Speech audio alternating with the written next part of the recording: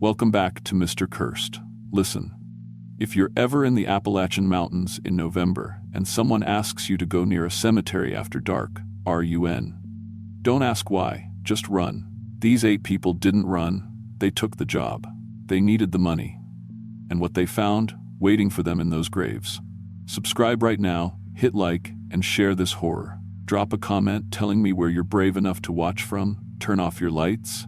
This is gonna get dark.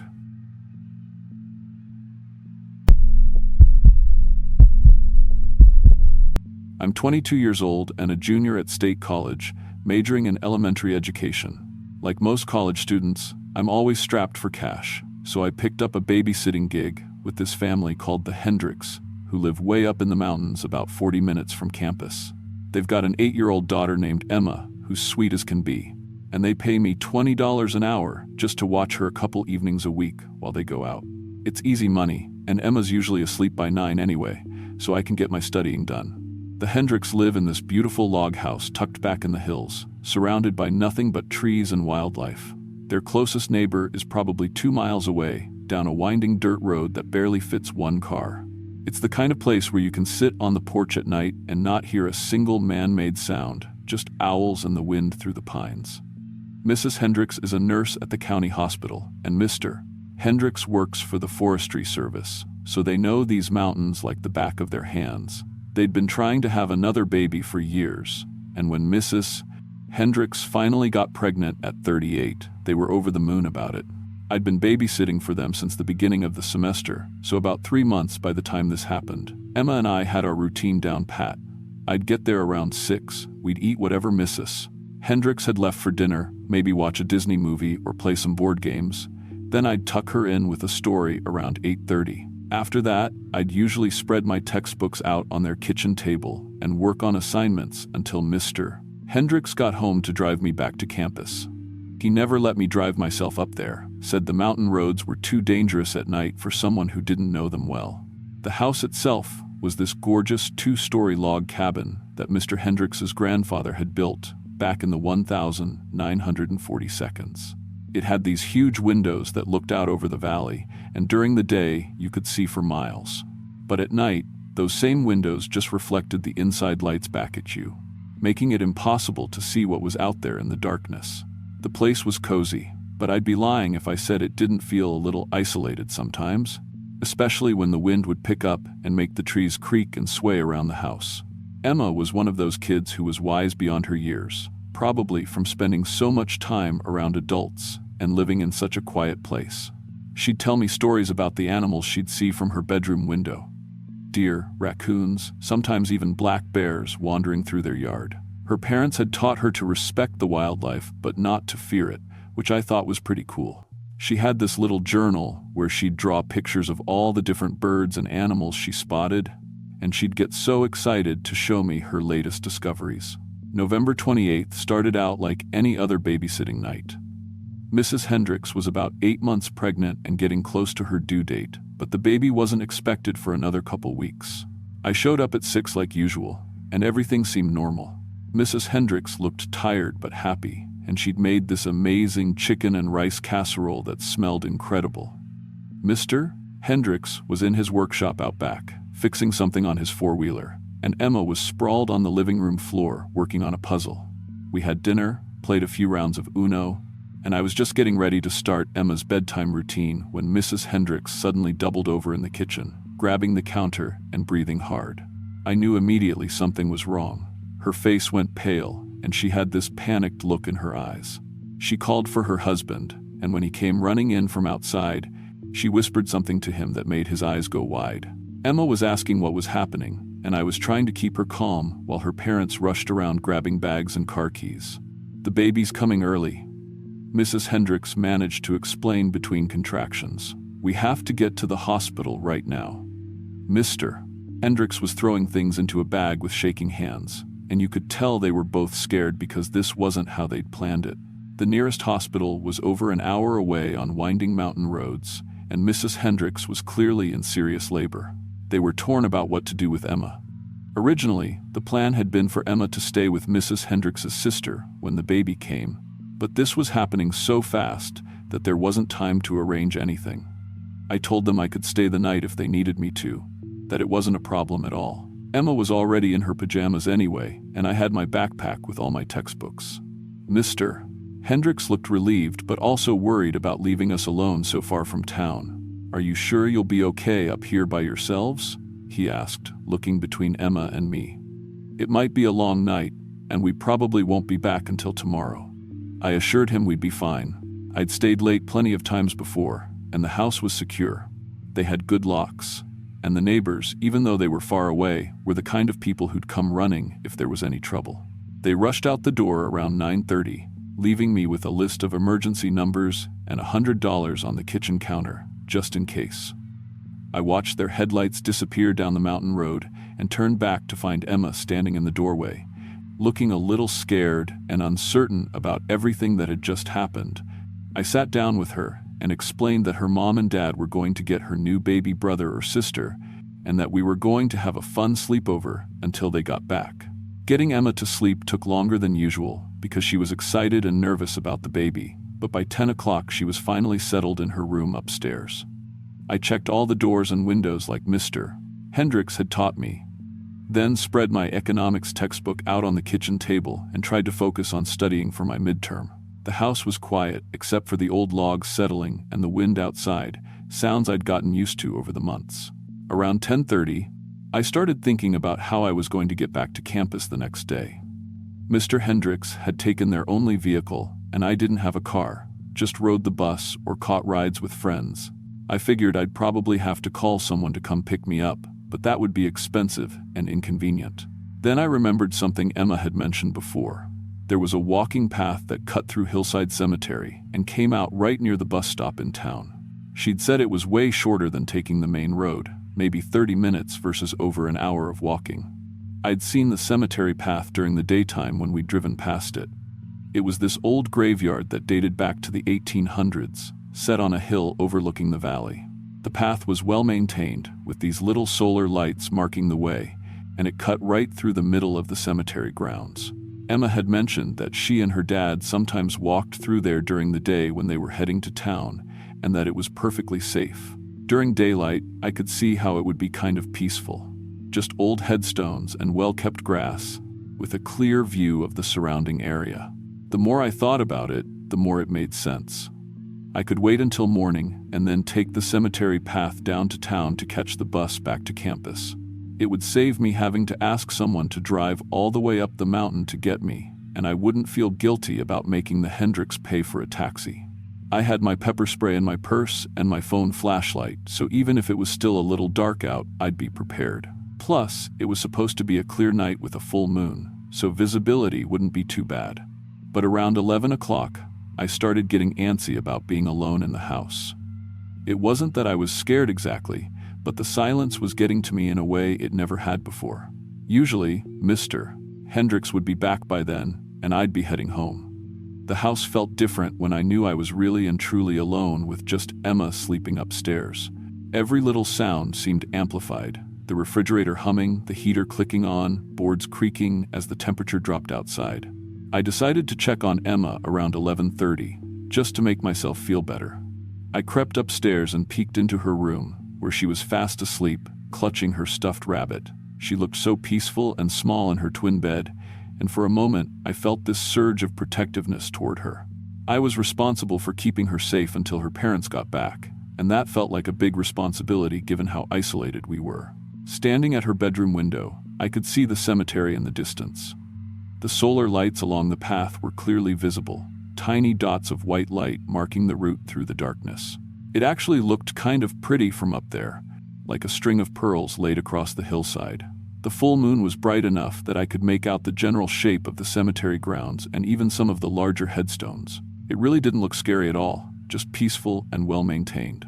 I made myself a cup of tea and tried to get back to studying, but I kept thinking about the walk. The practical part of me knew it made sense to take the shortcut, especially since the weather was clear and I'd be walking on a maintained path with lighting. I'd walked through plenty of cemeteries during the day, and they'd never bothered me. Dead people weren't the ones you had to worry about. It was the living ones that could cause trouble. And there wasn't likely to be anyone else wandering around a mountaintop cemetery at dawn. By midnight, I'd pretty much convinced myself that taking the cemetery path was the smart choice. I even looked up the route on my phone and confirmed that it would cut my walk from about an hour and 20 minutes down to maybe 35 or 40 minutes. That was a significant difference, especially if I was going to be carrying my heavy backpack full of textbooks. I decided I'd get a few hours of sleep on the couch and then head out around 5:30 in the morning, which would get me to the bus stop with plenty of time to spare. I dozed off and on for a few hours, but around 4 a.m. I woke up feeling restless and decided I might as well get moving. Emma was still sleeping soundly, and I left a note explaining where I'd gone and saying I'd call to check on her once I got to town. I gathered up my things, made sure the house was secure, and stepped out into the cold November morning. The temperature had dropped significantly overnight, and my breath came out in little puffs as I walked down their driveway. The stars were incredibly bright, and the full moon cast everything in this silvery light that made the whole landscape look almost magical. I could hear my footsteps crunching on the gravel road, but otherwise it was completely silent. No wind, no animals, nothing. It was the kind of quiet that felt almost unnatural. The walk to the cemetery entrance took about 15 minutes, and I was feeling pretty good about my decision. The path was clearly marked, and the solar lights were working perfectly, creating a well-lit route through the darkness. The cemetery gate was open, which I figured meant it was okay for pedestrians to use the path. There was even a small sign that mentioned the walking trail, confirming that it was an official route. As I entered the cemetery, I noticed how peaceful everything felt. The headstones were mostly old but well-maintained, and the grass had been recently mowed. Some of the graves had fresh flowers or small decorations, which made the place feel cared for rather than abandoned. The path wound between the older sections and the newer ones, marked with those solar lights every 20 feet or so. It really wasn't creepy at all, just quiet and dignified. I'd made it maybe halfway through the cemetery when I first heard something that made me pause. It sounded like branches breaking somewhere off to my right, in the section where the trees grew closer to the path.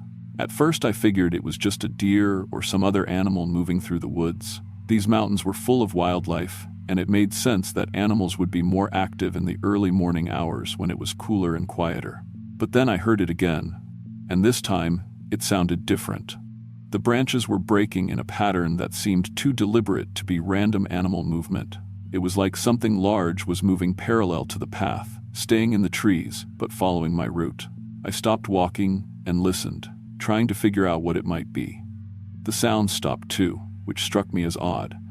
A deer wouldn't necessarily stop moving just because I had stopped walking. I started moving again, keeping my ears open, and after a few seconds, I heard the footsteps resume. They weren't quite matching my pace. Sometimes they'd get ahead of me, sometimes they'd fall behind, but they were definitely there. Deep, heavy steps that sounded too big to be a person, but too deliberate to be an animal just wandering around. Whatever it was seemed to be staying about 30 or 40 feet away from the path, keeping to the darker areas between the trees. That's when I started to get nervous. I picked up my pace a little, thinking that maybe if I moved faster, whatever it was would lose interest and wander away. But the footsteps picked up too, staying with me as I hurried along the lighted path. I could feel my heart starting to beat faster, and I reached into my purse to get my pepper spray ready, just in case. Then I heard breathing, not just from one direction, but from multiple places around me. It was this deep, raspy sound, like air being forced through damaged lungs or a throat that wasn't quite right. The breathing was coming from my left, my right, and even from behind me, like I was being surrounded by things that were struggling to breathe properly. The sound was horrible, wet and labored, and definitely not human. I realized then that there was more than one of whatever these things were, and they were coordinating their movements. They were staying hidden in the shadows between the solar lights, but they were definitely hurting me, blocking off my escape routes while keeping me moving forward along the path. I thought about turning around and running back the way I'd come, but when I looked behind me, I could see shapes moving between the headstones, cutting off my retreat. That's when I heard Emma's voice calling from deeper in the cemetery. "Ashley, help me. Something's chasing me." My blood went cold. Emma was safe at home in her bed. I'd checked on her before I left, and I'd locked the house behind me. There was no way she could be out here in the cemetery. But the voice was definitely hers, clear and terrified and crying for help. It was coming from the older section of the cemetery, toward the back where the trees grew thicker and the solar lights were spaced farther apart. "I'm hiding. Please find me before they catch me." Every logical part of my brain was screaming that this was wrong, that Emma couldn't possibly be here, that this had to be some kind of trick. But hearing her voice, so scared and desperate, made it almost impossible to think straight. What if somehow she had followed me? What if she'd woken up and tried to catch up with me and gotten lost? The thought of her being out here alone with whatever these things were made, my chest tight with panic. Against every instinct I had, I left the main path and followed the sound of Emma's voice toward the older section of the cemetery. My phone flashlight cut through the darkness, illuminating weathered headstones and overgrown graves that looked like they hadn't been tended in decades. The breathing sounds were getting closer, coming from all around me now, but I kept moving toward where I'd heard Emma calling. Then I found the footprints. Small shoe prints in the soft dirt between the graves, definitely made by a child's sneakers. They looked exactly like the ones Emma had been wearing the night before, little purple Converse with star patterns on the sides. The prints were fresh, pressed deep into the damp earth, leading deeper into the cemetery toward a section where old mausoleums and larger monuments cast heavy shadows even in the moonlight. I followed the prints, my heart hammering so hard I could hear it in my ears. The breathing sounds were getting louder and closer, and I could hear movement in the trees above me, like something was leaping from branch to branch, keeping pace with me as I stumbled through the graves. Emma's voice called out again, closer now, coming from the direction of an old stone mausoleum that stood at the back of the cemetery. "In here. I'm hiding in here." The mausoleum was one of those old family burial chambers, probably built in the early 1900s when wealthy families could afford private crypts. The door was standing open, which seemed wrong. Those doors were usually locked or sealed shut. But Emma's voice was definitely coming from inside, and I could see a small figure crouched in the corner when I shined my flashlight through the doorway. "They made me wait for you," the figure said in Emma's voice. But something was wrong with the way she was sitting. Her head was tilted at an odd angle, and when my flashlight beam hit her eyes, they reflected the light back like an animal's, bright and unnatural in the darkness. "They said you'd come if they used my face." That's when I saw the other things behind her in the mausoleum. They were pale and elongated, like human bodies that had been stretched wrong. Their limbs were too long, with joints that bent in places where joints shouldn't be. They moved like spiders, quick and skittering, positioning themselves around the Emma thing as it smiled at me with a mouth that opened wider than any human mouth should be able to open. "We've been so hungry," it said, and the voice that came out wasn't Emma's anymore. It was something old and inhuman, layered with harmonics that made my teeth ache. So very, very hungry. I ran. I ran faster than I'd ever run in my life, crashing through the cemetery with those things pouring out of the mausoleum behind me. They moved with this horrible clicking sound, like insects, and I could hear them in the trees above me, leaping from branch to branch with wet, slapping sounds. They were fast, impossibly fast, and they seemed to be everywhere at once, surrounding me as I desperately tried to find my way back to the main path. I could hear them breathing right behind me, that awful raspy sound, and I knew that if I tripped or slowed down even a little bit, they'd be on me. My lungs were burning and my legs felt like jelly, but terror kept me moving.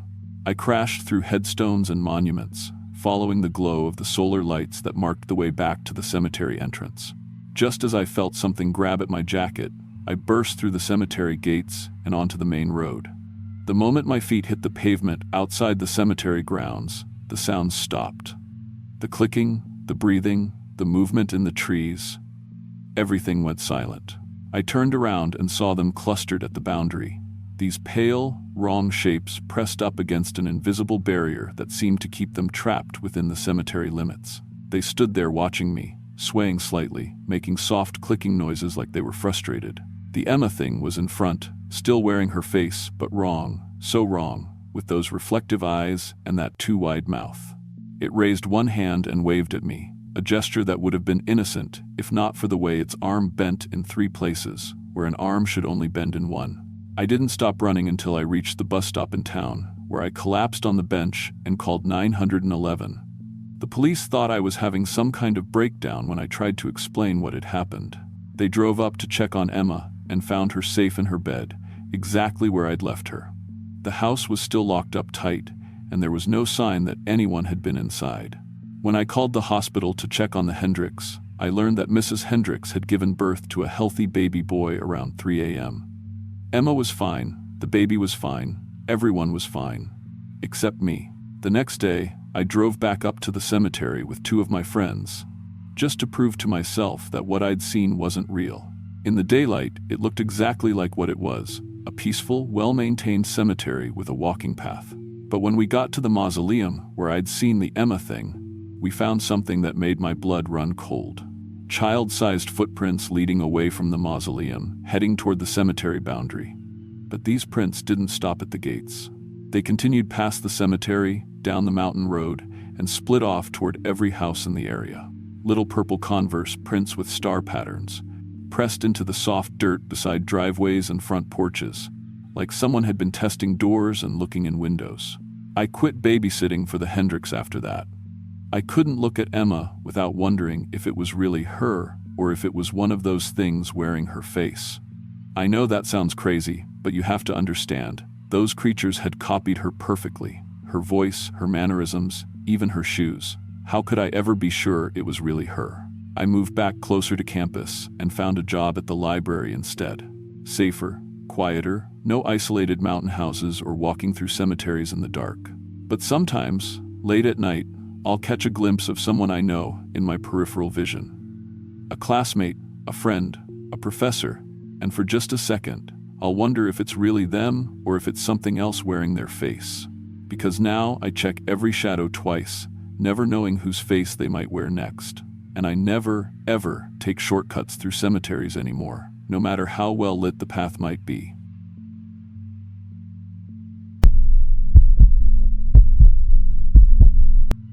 I'm 31 years old, and I've been delivering pizza for Tony's Pizza Palace for about 2 years now. It's not glamorous work, but it pays the bills, and I know every back road in 3 counties around here. My girlfriend Sarah keeps telling me I should find something better, maybe go back to school, but honestly, the freedom of being on the road beats sitting in some office cubicle. Plus, the tips aren't bad if you're willing to drive out to the more remote places where other drivers won't go. I live in a small town in eastern Kentucky, where the mountains roll on forever, and half the addresses don't show up on GPS. Most of the pizza places here won't deliver past the main roads, but Tony's got a reputation for going anywhere as long as you pay up front. That's how we stay competitive with the chain places. I've driven up logging roads, dirt paths that barely qualify as driveways, even hiked the last quarter mile to someone's cabin with a hot bag slung over my shoulder. The locals appreciate it, and they tip accordingly. My route usually covers about a 50-mile radius, taking me deep into coal country and up into the hollers where some families have been living for generations. I've delivered to old-timers who remember when the mines were still running, young families trying to make it on disability checks, and weekend warriors from Louisville who bought cheap land for hunting cabins. Most people are decent folk, just trying to get by. They order pizza on Friday nights when they get paid, or for their kids' birthday parties, or sometimes just because they're tired and don't want to cook. The dispatcher, Maria, always saved the mountain runs for me because I had 4-wheel drive and wasn't afraid of narrow roads. Some of the other drivers would complain about GPS cutting out or getting lost, but I'd been doing this long enough that I could navigate by landmarks. Old barn with the collapsed roof meant turn left at the next fork. Rusty bridge over Miller's Creek meant you were halfway to the Hendricks place. Big oak tree with the tire swing meant the McCoy family was just around the bend. I knew the rhythm of these mountains, like most people know their neighborhood streets. During the day, you'd see kids playing in the yards, dogs running loose, old men sitting on porches, watching the world go by. At night, most folks went to bed early. The mountain roads got quiet except for the occasional coal truck heading down to the interstate. It was peaceful, in its own way. Made me feel connected to something older than the fast food chains and strip malls down in town. That all changed on November 23rd, the night before Thanksgiving. Most places were closed early, but Tony's stayed open until midnight to catch the last-minute orders from people getting ready for family gatherings. Around 11:30 p.m., just when I was thinking about heading home, Maria flagged me down at the counter. "Got one more for you, Jake," she said, handing me the receipt. Way up in the mountains, but they paid with a credit card and left a $20 tip. I looked at the address and didn't recognize it, which was unusual. After 2 years of deliveries, I thought I knew every house number in my coverage area. The GPS showed it as being about 30 miles up Route 421, then another 10 miles on some road I'd never heard of called Reunion Ridge Drive. The order was substantial too. 2 large pepperoni pizzas, garlic bread, and a 2-liter of Coke. With the tip included, it was worth the drive even if it took me an hour round trip. Morrison family, I said, reading the name on the order. Don't think I've delivered to them before. First-time customers, Maria shrugged. Money's good, and you know these mountain folk appreciate the service. I loaded up the pizza bags in my Honda CR-V and headed out into the night. A thick fog had rolled in during the evening, the kind that clings to the mountainsides and turns your headlights into a useless glare. November fog in these mountains could be treacherous. It would bank up in the valleys and make roads disappear completely. But I'd driven in worse conditions, and the heater was working good, so I figured I'd take it slow and careful. Route 421 wound up into the higher elevations, past the old Baptist church and the abandoned gas station that had been closed since the coal company pulled out. The fog got thicker as I climbed, and I had to drop my speed down to about 25 miles per hour just to see the yellow lines on the asphalt. My phone showed full signal at first, then dropped to 3 bars, then 2. After about 40 minutes of climbing, my GPS started acting up. The screen would show my location for a few seconds, then display searching for signal before going back to the map. Then it would say, recalculating route, and try to redirect me back the way I'd come. I'd dealt with spotty GPS coverage before in these mountains, so I kept following the road signs and my general sense of direction. The turnoff for Reunion Ridge Drive was marked by a wooden sign that looked handmade, the kind of rustic lettering you'd see at a state park. The road was paved but narrow, barely wide enough for 2 cars to pass. My headlights cut through the fog in weak cones, illuminating the pine trees that pressed close to both sides of the asphalt. There were no mailboxes, no driveways, no signs of human habitation at all. I drove for what felt like another 20 minutes, checking my odometer and trying to estimate distance. The road kept winding higher, switchbacking up the mountainside in a series of tight curves. My ears were popping from the elevation gain. The fog was so dense now that I could barely see 10 feet ahead of my bumper. I was starting to worry about finding a place to turn around if I got lost. Then I saw lights ahead through the fog. At first it was just a glow, like the security lights around a farmhouse or maybe a gas station. As I got closer, I could make out what looked like a parking area with several cars. My GPS had gone completely dark by this point, and my phone showed no signal at all, but I figured I'd finally found the Morrison place. I pulled into what appeared to be a gravel parking lot and turned off my engine. That's when I realized where I was. It wasn't a house or a business. I was sitting in the middle of a cemetery. The lights I'd seen were old-fashioned lampposts scattered throughout the graveyard, casting yellow pools of illumination through the fog. And the cars, there had to be at least 50 of them, maybe more, parked in neat rows between the headstones like it was some kind of massive outdoor gathering. But these weren't normal cars. Mixed in with a few modern SUVs and pickup trucks, I could see vehicles from every era you could imagine. A 1952 Buick with tail fins and chrome bumpers, a muscle car from the 70s with racing stripes, what looked like a Model T Ford, even an old horse-drawn wagon with wooden wheels. All of them were arranged in perfect rows, like someone had organized a car show in a cemetery at midnight in the middle of a November fog. I sat in my car for a minute, trying to make sense of what I was seeing. Through the fog, I could make out people moving around between the graves. Families, it looked like. I could see blankets spread on the ground, groups of people sitting together, children running between the headstones. It looked exactly like a family reunion picnic, except it was happening at midnight in a graveyard during a fog so thick you could barely breathe. I grabbed the pizza bags and got out of my car. The air was cold and damp, with that particular chill you get from fog mixed with mountain elevation. I could hear voices, people talking and laughing, kids playing, but the sounds seemed muffled and distant, like they were coming from underwater. Pizza delivery, I called out, checking the receipt again. Looking for the Morrison family. An elderly man emerged from the nearest group, walking toward me with a warm smile. He was wearing a dark suit that looked expensive, but old-fashioned, like something from a formal event decades ago. His hair was white and neatly combed, and his face had the kind of deep lines that come from spending a lifetime outdoors. "That's us, son," he said, extending his hand. "Thank you for coming all the way up here. I know it's quite a drive."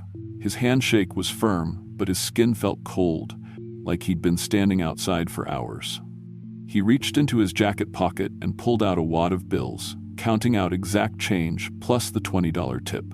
The money felt strange in my hands. The bills were soft, almost like fabric, and they had an odd smell to them, like they'd been stored in an attic for decades. "Hope you didn't have any trouble finding us," he said. "Roads can be tricky up here when the fog rolls in." I looked around at the gathering spread throughout the cemetery. Now that I was closer, I could see more details. There were people of all ages: elderly couples, middle-aged families, teenagers, small children. They had blankets and folding chairs set up on and around the graves, like they were having a massive family picnic. Some were playing cards by lamplight. Others were sharing food from baskets and coolers. Kids were running tag games between the headstones, their laughter echoing through the fog. But something was wrong with the whole scene. For one thing, nobody seemed to be affected by the cold. It was November at high elevation with thick fog, probably in the 40s, and most of these people were dressed in light clothing, sundresses, short sleeves, clothes you'd wear to a summer gathering. The children were running around barefoot in the wet grass. For another thing, their movements seemed slow and deliberate, like they were underwater or moving through thick syrup. When they turned to look at me, their heads moved in these strange, fluid motions that didn't look quite right. And their faces. Everyone was smiling and appeared to be having a wonderful time, but their skin was too pale, almost translucent in the lamplight. Their eyes reflected the light in a way that human eyes shouldn't, giving off a subtle glow like an animal's eyes caught in headlights. "Why don't you stay and eat with us?" the elderly man said, gesturing toward his family group. "We're having our annual family reunion. Haven't seen each other in ages." I looked over at where he was pointing and saw a large group of people sitting on blankets around several graves. They had plates and cups spread out like a picnic, but when I looked more carefully, I realized the plates were empty. They were going through all the motions of eating and drinking, bringing forks to their mouths, tilting cups to their lips, passing dishes around, but there wasn't any actual food there. They were pantomiming a meal. "Thanks for the offer," I said, backing toward my car. "But I need to get back. Long drive down the mountain." "Oh, you can't leave yet," the old man said, and his smile got a little wider. "Roads washed out behind you. Happens every November when we have our gathering. Don't worry though, cars always find their way back to the parking area eventually." I turned to look at where I'd left my Honda and felt my stomach drop. The car was gone. Just empty space where I'd parked it 5 minutes earlier.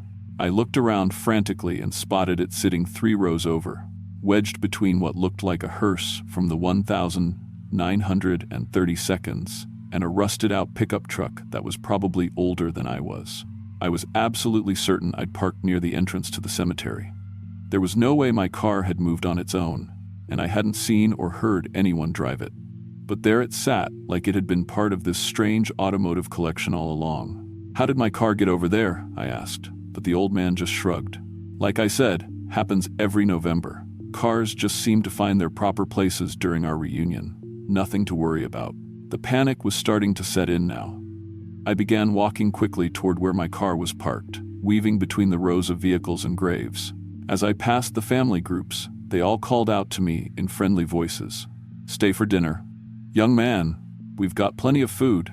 Haven't had a visitor in so long." I forgot that. You must be hungry after that drive. But when I glanced at their picnic setups, I saw the same thing everywhere. Empty plates, empty cups, empty serving dishes. Entire families sitting in circles, having animated conversations and sharing meals that didn't exist. They would reach for sandwiches that weren't there, pour drinks from empty pitchers, offer me bites of food from vacant plates. That's when it really hit me. Everyone at this reunion, every single person I could see in the fog-shrouded cemetery, was dead. Had been dead for decades, maybe longer. The old-fashioned clothes, the antique cars, the way they moved like they were underwater. This wasn't a family gathering. This was something else entirely. I reached my car and fumbled for my keys, hands shaking from adrenaline and cold. The Honda's engine turned over but died immediately. I tried again, same thing. The starter would catch and the engine would sputter to life, then die after a few seconds, like someone had turned off the fuel. Through my windshield, I could see faces pressing against the glass. 3 generations of the Morrison family, all looking at me with those pale, glowing eyes and 2 wide smiles. Grandparents, parents, children, even what looked like a baby being held by a woman in a dress from the 1000 doll, 940 seconds. They surrounded the car completely, but they weren't threatening or angry. They looked hungry, but not for food, hungry for something else. Just stay one night, I could hear them saying through the glass, their voices muffled but persistent. We have so much to talk about. Been so long since we had company. Stay and tell us about the world down there. What's it like now? What year is it? We lose track of time up here. I kept trying the ignition, pumping the gas pedal, and praying to whatever gods watch over pizza delivery drivers lost in supernatural fog. The engine would catch for a moment, giving me hope, then die again. Outside the windows, more faces appeared. Dozens of Morrison family members from across the decades, all wanting me to stay for their eternal reunion. On my 7th or 8th try, the engine finally caught and stayed running. I didn't waste time letting it warm up. I threw the Honda in reverse and backed out fast, scattering the crowd of dead relatives who stepped aside with disappointed expressions, like I was being rude for leaving their party early. They didn't chase me or try to stop the car. They just stood there in the fog and lamplight, waving goodbye like normal people seeing off a visitor. In my rearview mirror, I could see them returning to their empty picnics and phantom meals, resuming their endless family reunion. The fog seemed to lift as I drove back down Reunion Ridge Drive, or maybe my eyes were just adjusting better to the darkness. My GPS flickered back to life once I'd put about 5 miles between myself and that cemetery, showing that I'd somehow been driving in circles for over 3 hours in the same general area. According to the map, I'd never left a 2-mile radius around the graveyard, even though I'd felt like I'd been driving straight roads the whole time. When I got back to Tony's Pizza Palace, Maria had already gone home and the night shift guy was cleaning up. I told him I'd delivered the order and left it at that. The next day, when I checked our delivery records, there was no listing for any Morrison family order, no credit card transaction, no address on Reunion Ridge Drive. According to our system, I'd been scheduled to go home at 11:30 p.m. the night before. The money from the tip was still in my wallet, though. When I pulled it out in the daylight, I saw that every bill was from the 1,860 seconds, Confederate currency that hadn't been legal tender for over a century. I kept those bills in a drawer at home for a long time before finally throwing them away. Looking at them too long gave me the creeps. I still work for Tony's Pizza Palace, but I don't take the mountain runs anymore. When Maria tries to give me deliveries that go more than 10 miles outside town, I pass them off to other drivers. Some of them think I'm getting soft, afraid of a little fog and narrow roads. Let them think that. I've never driven up Route 421 again, and I never will. Sometimes on November nights when the fog rolls in thick, I think about that cemetery and wonder if the Morrison family is still having their reunion. Wonder if they're still waiting for someone to stay and eat with them, to tell them about the world they left behind. I hope they find peace someday, but I also hope they find it without me.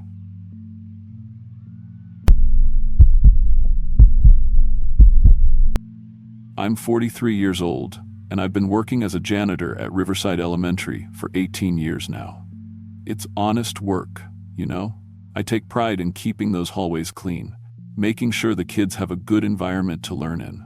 But about 1.5 years ago, my daughter Emma got diagnosed with some rare blood disorder that required all these expensive treatments. Insurance covered some of it, but not nearly enough. That's when I started looking for extra work. The cemetery job seemed like a godsend when I found it. Willowbrook Cemetery was looking for someone to do overnight maintenance, just basic groundskeeping stuff, trash pickup, leaf clearing, $200 cash every week for maybe 5 hours of work, Tuesday and Friday nights. The manager, this older guy named Mr. Henley, said it had to be done at night because of insurance regulations or something. Didn't matter to me. I needed that money, and night work meant I could still do my day job at the school. Willowbrook sits on these rolling hills, about 15 minutes outside town, maybe 300 graves spread across the property. It's one of those old cemeteries where some of the headstones date back to the 1800s, all weathered limestone and crumbling marble. During the day, it's actually pretty peaceful. Lots of old oak trees, well-maintained grass, the kind of place you might take a walk if you didn't mind being around the dead.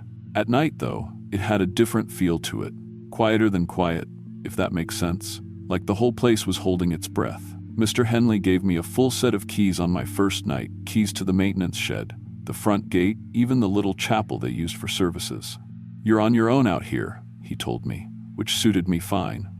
I'd always been more comfortable working alone anyway. The job was simple enough. Empty the trash bins scattered around the grounds. Rake up leaves during fall season. Pick up any debris that had blown in during the day. Most nights I'd start around 10 p.m. and be done by 3 in the morning, sometimes earlier if the weather had been calm.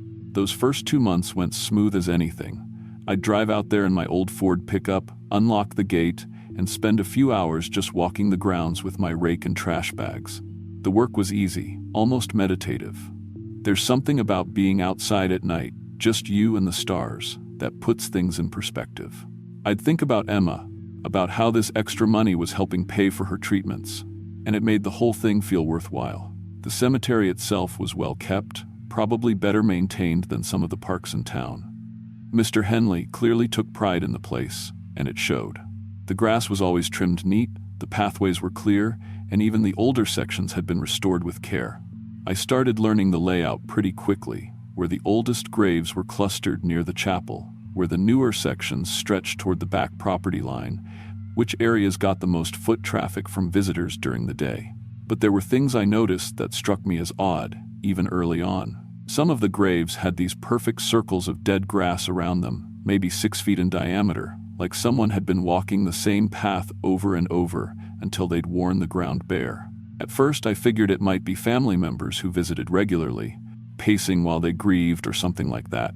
But the circles were too perfect, too uniform. And they were always around the same graves, maybe a dozen scattered throughout the cemetery. No real pattern to which ones. When I asked Mr. Henley about it during my second week, he just shrugged and said it was probably chemical runoff from old embalming practices. Some of those graves go back over a century, he explained. Who knows what kind of preservatives they were using back then? Probably leaching into the soil and killing the grass. Made sense? I suppose, though I'd never seen anything quite like it before. The maintenance shed was where I kept all my supplies, rakes, trash bags, a leaf blower for the bigger jobs. It was a small building, maybe 10 by 12 feet, tucked away behind the chapel where visitors wouldn't see it. Mr. Henley had been very specific about keeping it locked when I wasn't using it. "Insurance again," he'd said, handing me the key. "Can't have people wandering around unsupervised." The shed was pretty basic inside, some shelving along the walls, hooks for hanging tools, a small workbench in the back corner. November was when everything changed. I remember the date exactly because it was November 12th, a Friday night, and Emma had just finished another round of treatments earlier that week.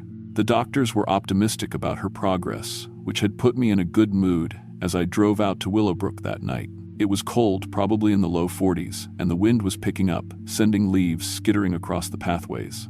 I figured it would be a busy night for cleanup. I went to unlock the maintenance shed like always, but the door swung open before I could even put the key in the lock. That stopped me cold. I was sure I'd locked it after my last shift on Tuesday night. I always double-checked the lock because Mr. Henley had been so insistent about security. But there it was, hanging open like someone had just walked away and forgotten to close it behind them. I pushed the door wider and stepped inside, flicking on the overhead light. That's when I saw the tools laid out on the workbench, tools I'd never seen before and definitely hadn't left there. They were arranged in a neat row, like someone had been cleaning them and set them out to dry. Long metal hooks with curved ends, some kind of narrow spade or digging tool, and what looked like surgical instruments, curved blades and probes that had no business being in a cemetery maintenance shed. The strangest thing was that they all looked used. There was a dark stain on most of them, dried and flaky like old blood, and when I reached out to touch one of the hooks, it was warm. Not just room temperature, but actually warm, like it had been sitting in sunlight all day. Which was impossible, because the shed didn't have any windows, and I'd turned the light off when I left on Tuesday night. I stood there for maybe 5 minutes, just staring at these tools and trying to make sense of what I was looking at. The logical part of my brain was running through possibilities. Maybe Mr. Henley had been doing some maintenance work and forgot to lock up. Maybe there was some kind of restoration project I didn't know about. But none of that explained why the tools were warm, or why they looked so much like surgical instruments instead of groundskeeping equipment. I decided to ask Mr.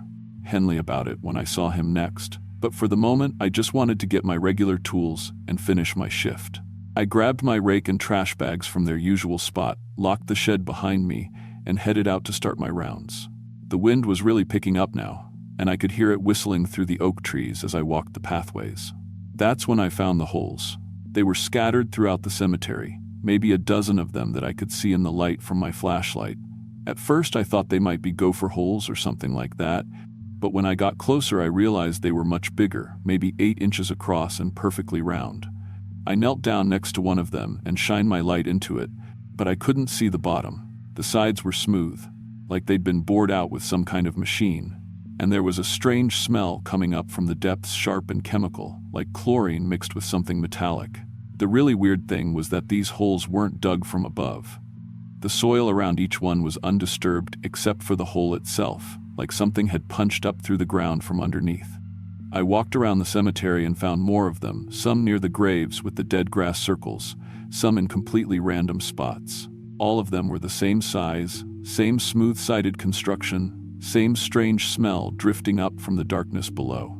I called Mr. Henley's number from my cell phone, but it went straight to voicemail. I left a message about possible sinkhole problems on the property and said I thought he should take a look when he had a chance. Then I spent the rest of the night filling in the holes with loose soil and dead leaves, figuring that was the safest thing to do until someone could figure out what was causing them. When I talked to Mr. Henley the next week, he didn't seem particularly concerned. Happens sometimes when the ground settles, he told me over the phone. Old cemetery like this, there's been a lot of digging over the years. Sometimes the soil just shifts and creates little sinkholes. Just fill them in when you find them, Bobby. Nothing to worry about. But I was worried, especially when the holes came back. The following Friday night, November 19th, I found fresh holes in exactly the same spots I'd filled the week before, plus several new ones. Same smooth sides, same chemical smell, same appearance of having been punched up from below. This time, though, I heard something that made my skin crawl. Digging sounds, coming from underneath the ground. It was around midnight when I first noticed it, a deep scraping noise, like metal on stone, echoing up from somewhere below the cemetery. I stopped what I was doing and listened, trying to pinpoint where it was coming from. The sound would start and stop randomly, sometimes lasting for 30 seconds, sometimes just a quick scratch, and then silence. It seemed to be moving around, shifting from one part of the cemetery to another. I followed the sound across the grounds, stepping carefully between the headstones and trying not to think about what might be causing it. The noise led me to a section near the back of the property where some of the oldest graves were located. That's where I found a hole so fresh that dirt was still falling into it from the edges. I could see the walls clearly in my flashlight beam, and what I saw made me take a step back. There were scratches along the sides, long, parallel gouges that looked like they'd been made by claws. But these weren't random scratches. They formed patterns, almost like writing, spiraling down into the darkness. I couldn't read them, couldn't even tell if they were supposed to be letters or symbols, but there was definitely an intentional design to them. That's when the smell hit me full force. That same chemical odor I'd noticed before, but stronger now, mixed with something else, something rotten and organic that made my stomach turn. I backed away from the hole, and that's when I saw it. Movement behind one of the larger monuments, maybe 30 feet away, something pale and tall, watching me from the shadows. At first I thought it might be a person, maybe someone visiting a grave late at night, though that would have been strange enough. But as I moved my flashlight in that direction, I got a better look at whatever was standing there, and I knew immediately that it wasn't human. It was tall, maybe 6.5 feet, but the proportions were all wrong. The arms hung too low, almost to its knees, and the body was unnaturally thin, like someone had stretched a normal person until they were twice their natural height. The skin was gray-white and seemed to have a faint shimmer to it, like it was wet or covered in some kind of mucus. But the face was the worst part. It was mostly human, 2 eyes, a nose, a mouth, but the mouth was stretched too wide, extending almost to where the ears should be. And when it opened slightly, I could see rows of needle-sharp teeth, too many of them, all pointing inward like they were designed to grip rather than bite. The thing tilted its head when it realized I was looking at it, and I heard a sound like grinding metal come from its throat. Not a voice, exactly, but some kind of communication. It started moving toward me, and that's when I noticed how wrong its movement was. The joints seemed to bend in directions they shouldn't, and its feet made no sound at all on the gravel pathway. I could see its hands clearly now, fingers that ended in curved claws about 6 inches long, stained dark with the same substance I'd seen on the tools in the maintenance shed. The claws caught the light from my flashlight and seemed to gleam like polished metal. I started backing toward my truck, trying not to make any sudden movements, never taking my eyes off the creature. It followed me step for step, moving in that jerky, unnatural way, its head tilted at an angle that would have broken a human neck. When I was maybe 20 feet from my truck, it spoke. The voice was like breaking glass, sharp and painful to hear, but the words were clear enough. "You've been cleaning up after us. We appreciate the help." That's when I realized there were more of them.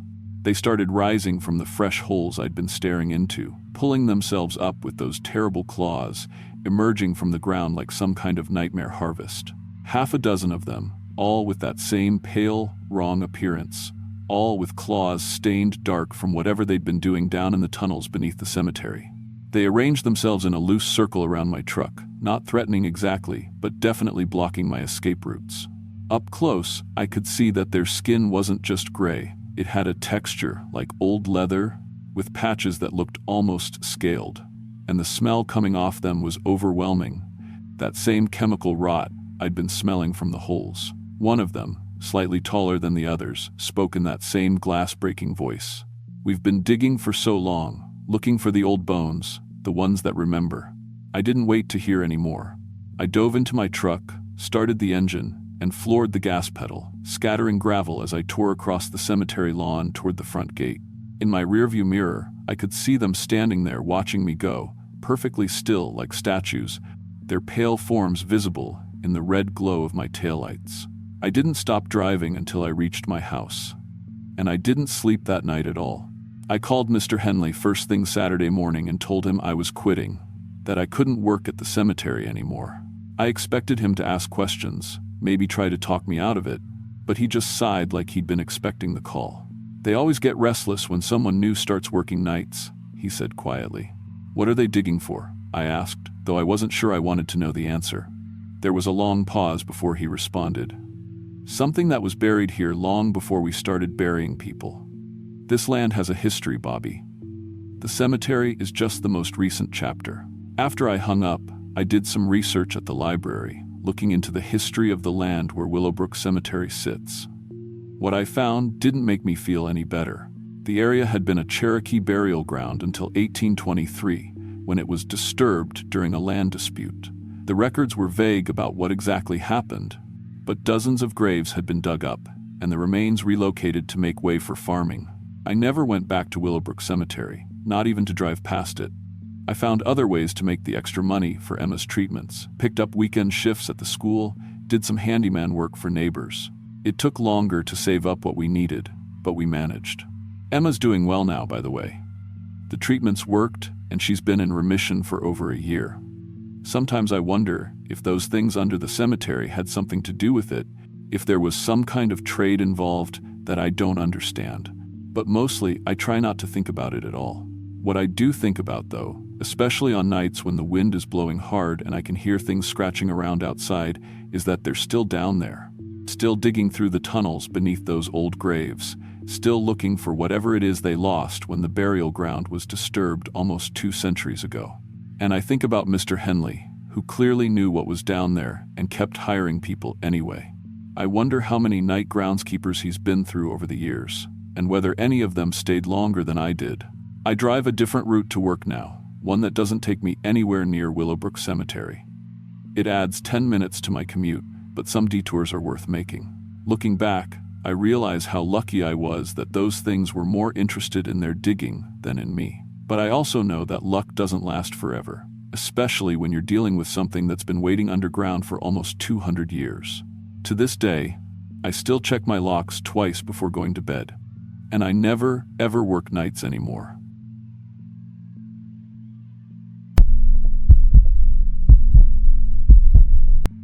I was 22 when this happened, just trying to make it through my junior year at the state college without drowning in debt. I'd been babysitting for the Hendricks family up in the mountains for about 6 months by then, mostly weekends when they needed a night out. It wasn't glamorous work, but it paid decent money, and their 8-year-old daughter Emma was sweet as pie. The extra cash helped cover my textbooks and kept ramen noodles from being my only food group. The Hendricks lived way up in the hills, maybe 20 minutes outside town if you took the winding mountain roads.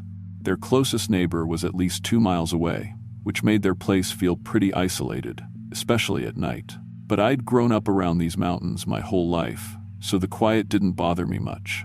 If anything, it was peaceful compared to the chaos of campus life and my cramped dorm room. Mr. and Mrs. Hendricks were good people. He worked construction, she taught at the elementary school in town. They'd been trying for a second baby for years, and Mrs. Hendricks was finally pregnant again, due sometime in early December. She'd been having a rough time with this pregnancy, lots of bed rest and doctor visits, which is why they needed me more often lately. Emma was old enough to mostly take care of herself, but they didn't want to leave her alone while her mom was feeling so poorly. November 28th started out like any other babysitting night. I'd driven up after my last class, got there around 6 when Mr. Hendricks was getting home from work. Mrs. Hendricks was already in her pajamas, looking tired but excited about their date night, first one they'd had in months. They were planning to go to dinner at that Italian place in town, maybe catch a late movie if she was feeling up to it. Emma and I had our usual routine planned. Homework first, then we'd make some popcorn and watch whatever Disney movie she picked out. The evening went perfectly normal. Emma finished her math homework while I helped her with a book report on some story about a brave little mouse. We made grilled cheese for dinner and watched Moana, which I'd probably seen 15 times by then but didn't mind watching again. Emma was in bed by 8:30, asleep by 9. I settled in on their couch with my psychology textbook, figuring I'd get some studying done while the house stayed quiet. Around 10 o'clock, my phone started buzzing with calls from Mr. Hendricks. When I answered, he sounded panicked and out of breath. Mrs. Hendricks had gone into labor suddenly. Her water broke during dinner, and they were rushing to the hospital. The baby wasn't due for another 2 weeks, but sometimes these things happened early. He apologized over and over for the situation, said they'd tried calling his sister to come pick me up, but she was out of town for the holiday weekend. "Ashley, I'm really sorry about this," he said, and I could hear car doors slamming in the background. "I left $100 on the kitchen counter for you. I know it's late, but would you be okay walking home tonight? I can't leave Sarah right now, and Emma's sound asleep anyway." I told him not to worry about it, that I'd figure something out. Honestly, I was more concerned about Mrs. Hendricks and the baby than getting home. $100 was way more than my usual rate, and the walk wasn't impossible, just longer than I'd prefer at night. Mr. Hendricks mentioned the cemetery shortcut before hanging up, said it would save me about 30 minutes compared to taking the main road all the way around. I'd walked through Hillside Cemetery plenty of times during the day when I was younger. It had a well-maintained path right through the middle with those little solar lights marking the way. After making sure Emma was still sleeping soundly, I grabbed my pepper spray from my purse and checked that my phone was fully charged. The cemetery route made sense, it was well lit enough, and I'd done that walk in daylight many times before. The main road would take me over an hour, winding all the way around the mountain, and honestly, I wasn't thrilled about walking along those narrow curves in the dark with no shoulder to speak of. The November night was cold but clear when I stepped outside. There was a full moon that made everything bright enough to see without straining my eyes. I could make out the cemetery gates about a quarter mile down the hill, and those little solar lights were glowing along the path like tiny blue stars. It actually looked kind of pretty from a distance, peaceful even. I zipped up my jacket, turned on my phone's flashlight just in case, and started walking down the gravel driveway toward the cemetery entrance. Hillside Cemetery was old. Some of the graves dated back to the 1800s when this area was first settled. My great-grandmother was buried there, along with a lot of other families who'd lived in these mountains for generations. During the day, it felt more like a park than anything scary. People would walk their dogs through there sometimes, and kids would cut through on their way to school. The maintenance crew kept it nice, with the grass trimmed and the older headstones cleaned up. At night, though, it had a different feel to it. Not necessarily bad, just different. I reached the cemetery gates around 10:15. They were old wrought iron, probably installed decades ago, but they stayed open 24 hours since people used the path as a legitimate shortcut. The solar lights created a clear trail that curved between the headstones, following what used to be an old logging road before the cemetery expanded. I could see all the way to the exit gate on the other side, maybe a quarter mile straight through. The whole walk would take 10 minutes, 15 at most. About halfway through the cemetery, I started hearing footsteps behind me. At first, I figured it was just the echo of my own steps bouncing off the headstones, but when I slowed down, the footsteps slowed down too. When I stopped completely to listen, they stopped exactly when I did. That's when I realized something was following me, matching my pace perfectly. I turned around, shining my phone light back along the path, but I couldn't see anything except rows of headstones casting long shadows in the moonlight. "Hello?" I called out, thinking maybe someone else was walking through and just being cautious about approaching a stranger at night. My voice echoed off the marble and granite, but nobody answered back. Just silence, and the sound of my own heart starting to beat faster. I started walking again, this time a little quicker, and sure enough, the footsteps resumed behind me. Heavy footsteps, like boots on gravel, keeping the exact same rhythm as mine. Every time I sped up, they sped up. Every time I slowed down, they matched that too. It was like someone was deliberately mimicking my movements, staying just far enough behind that I couldn't get a clear look at them. "Is someone there?" I called out again, trying to keep my voice steady. "I can hear you walking." Nothing. Just that same perfect echo of my footsteps, always staying about the same distance behind me no matter how I changed my pace.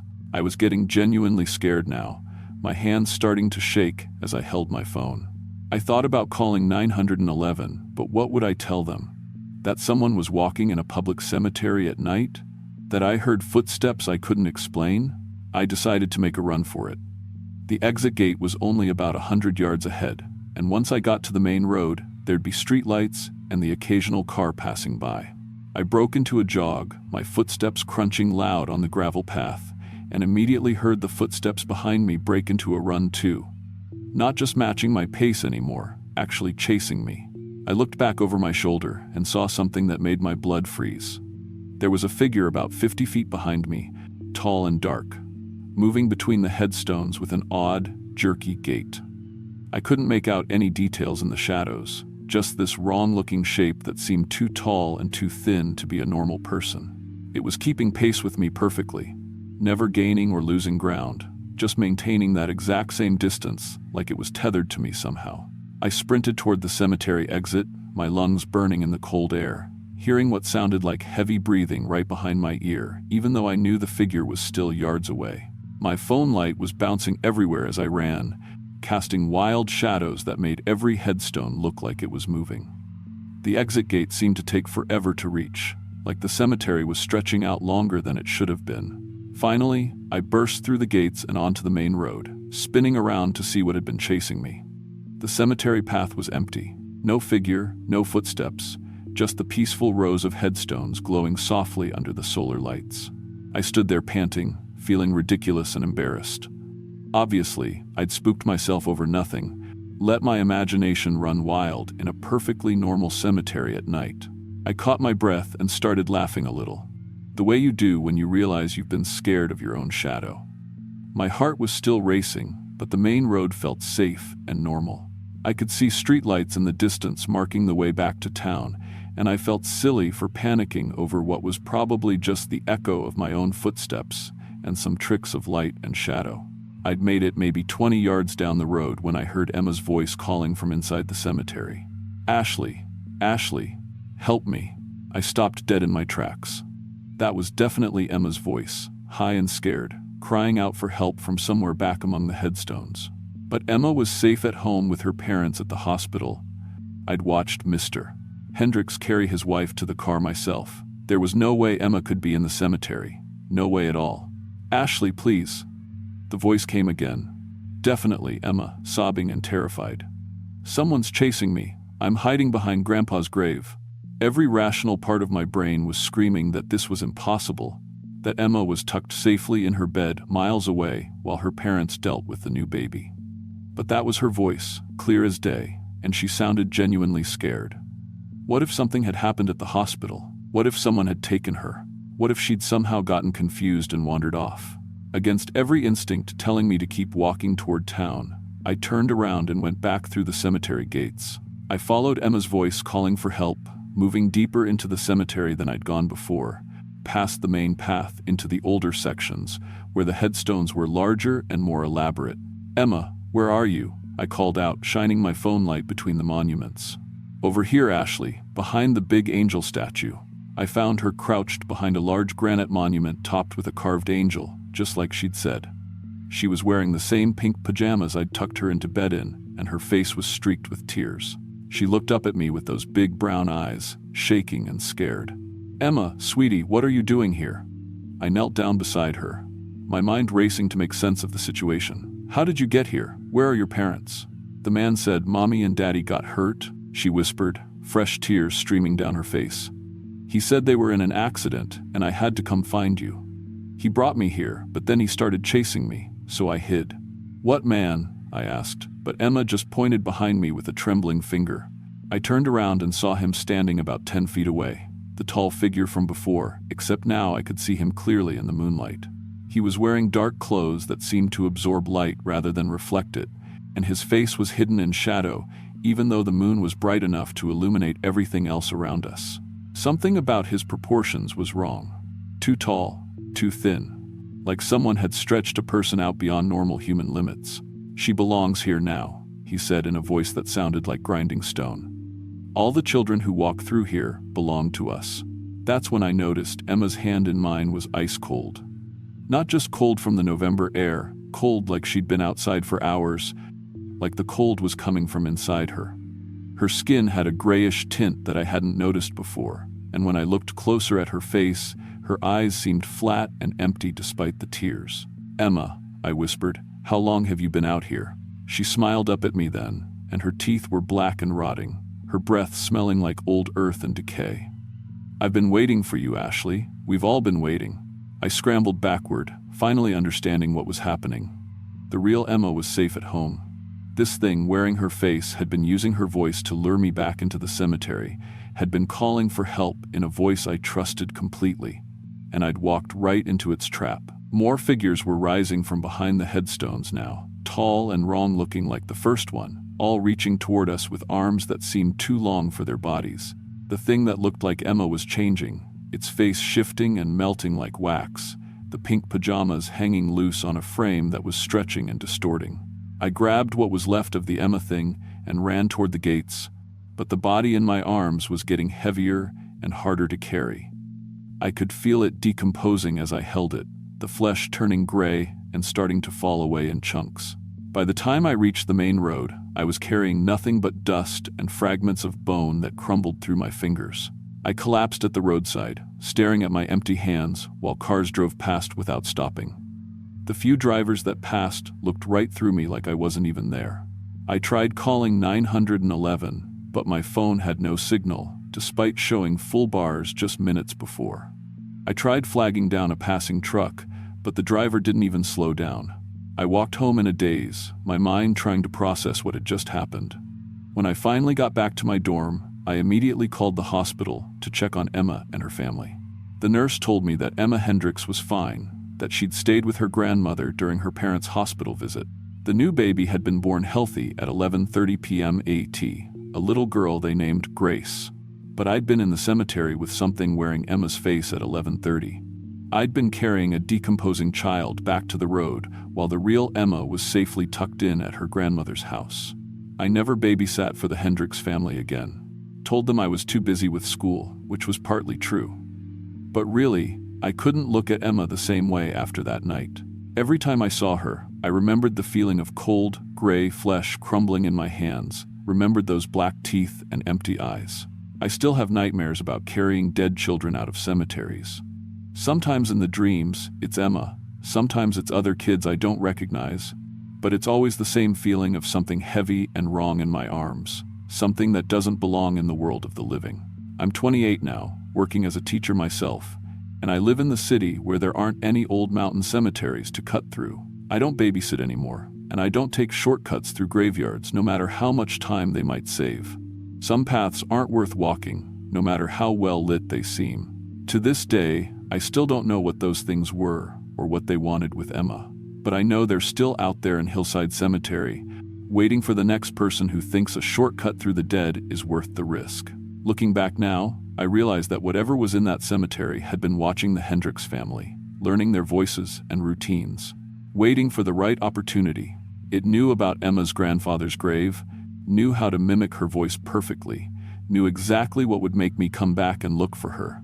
I still wonder sometimes if I actually saved anything that night, or if I just got lucky enough to make it out alive. But I never went back to find out, and I never will.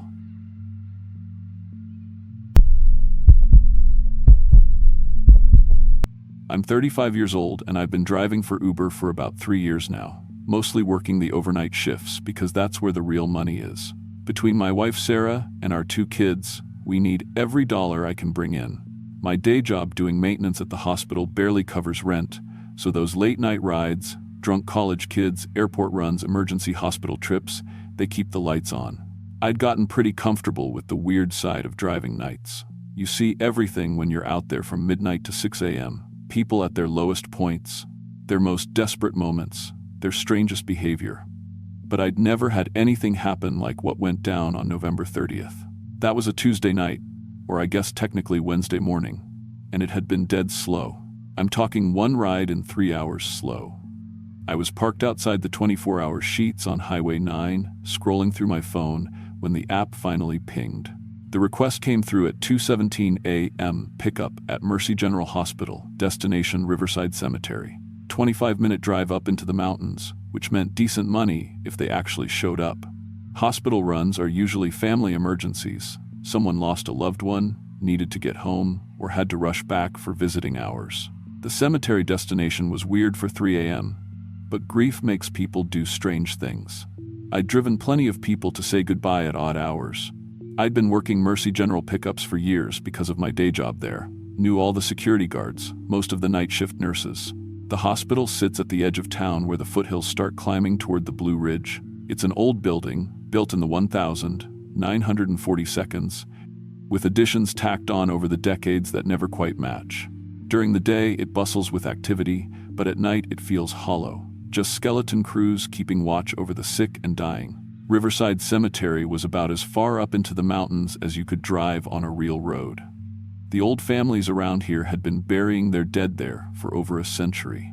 It sat on a ridge overlooking the valley, surrounded by thick woods that had grown up wild since the logging operations pulled out in the 1982.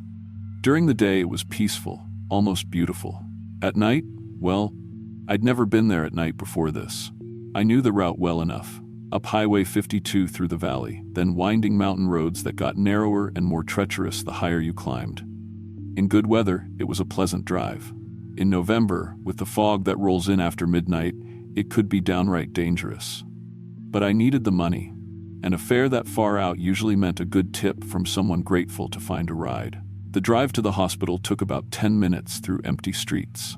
Our town pretty much rolls up the sidewalks after 10 p.m., except for the gas stations and the 24-hour diner that serves truckers heading through to bigger cities. Most of the storefronts downtown still have the same families running them that started the businesses 50 years ago. It's the kind of place where everybody knows everybody, at least in theory. In practice, there are plenty of folks living back in the hollows and up on the ridges that keep to themselves. When I pulled up to the hospital's main entrance, I saw a woman standing by the curb near the emergency department. She looked to be in her 40s, average height, wearing a dark coat that seemed too heavy for the mild November weather we'd been having. Her hair was pulled back, and she stood perfectly still, not checking her phone or looking around like most people waiting for rides do, just standing there, staring straight ahead. I rolled down my window. "You the ride to Riverside Cemetery?" She nodded and got in the back seat without saying anything. That wasn't unusual. People dealing with death often aren't in a talking mood. She gave me the cemetery address in a soft voice, confirming the destination. I input it into my GPS, even though I knew the way. "I'm sorry for your loss," I said, figuring she'd lost someone at the hospital that night and needed to visit the grave or make arrangements. "Thank you," she replied quietly. "I just need to tell him goodbye." That made sense.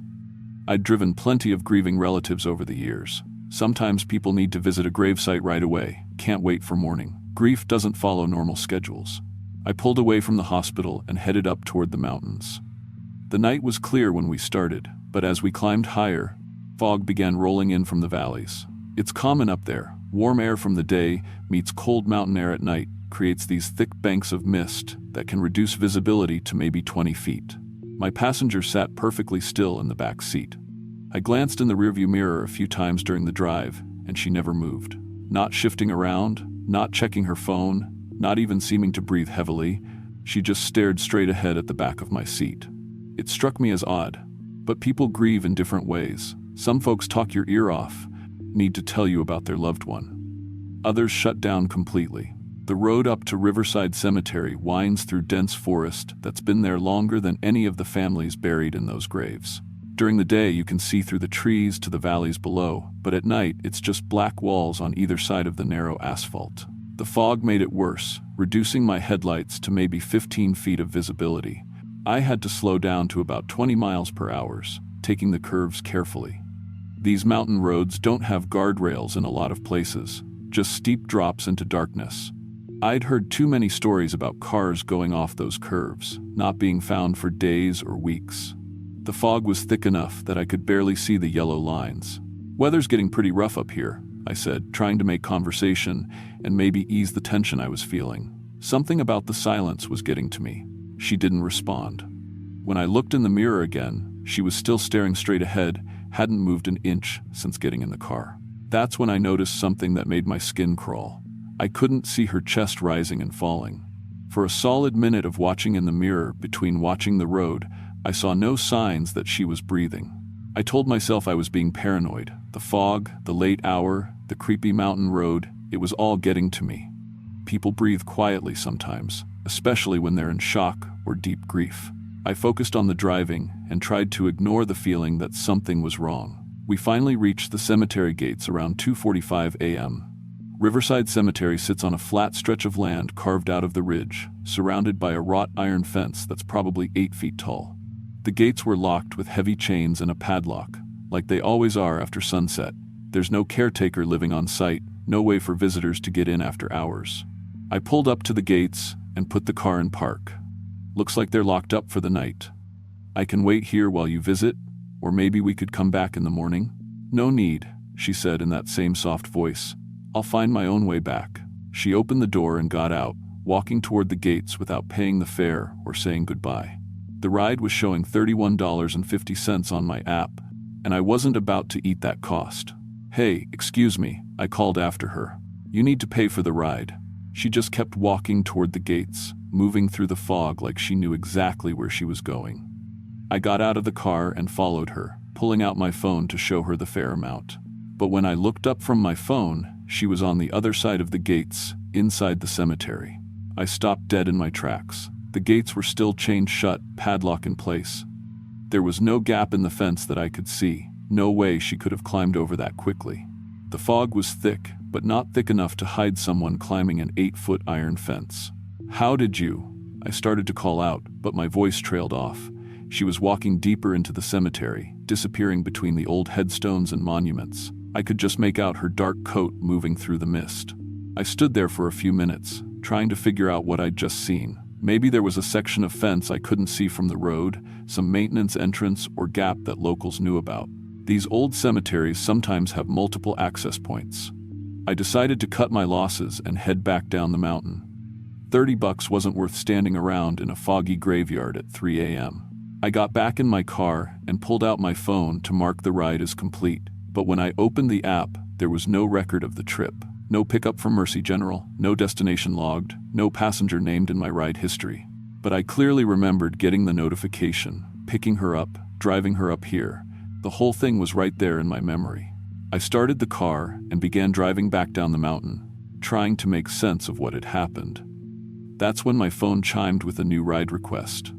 Same pickup location, Mercy General Hospital. Same destination, Riverside Cemetery. Same passenger name, Margaret Chen. The timestamp on the request showed 2:17 a.m., the exact same time as the original pickup. I declined the ride and kept driving, but the request came through again 5 minutes later. Same details, same timestamp, like the app was stuck in some kind of loop. I pulled over and restarted the app, but the requests kept coming through. Margaret Chen, Mercy General to Riverside Cemetery, 2:17 a.m. That's when I looked in my rearview mirror and nearly drove off the mountain. She was sitting in my back seat again. Same woman, same dark coat, same position, staring straight ahead, like she'd never gotten out of the car at all. I whipped around to look directly at the back seat, and she was definitely there, solid and real as anything.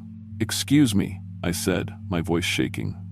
"We're back at the cemetery. You got out already." She turned to look at me, and that's when I saw her face clearly for the first time.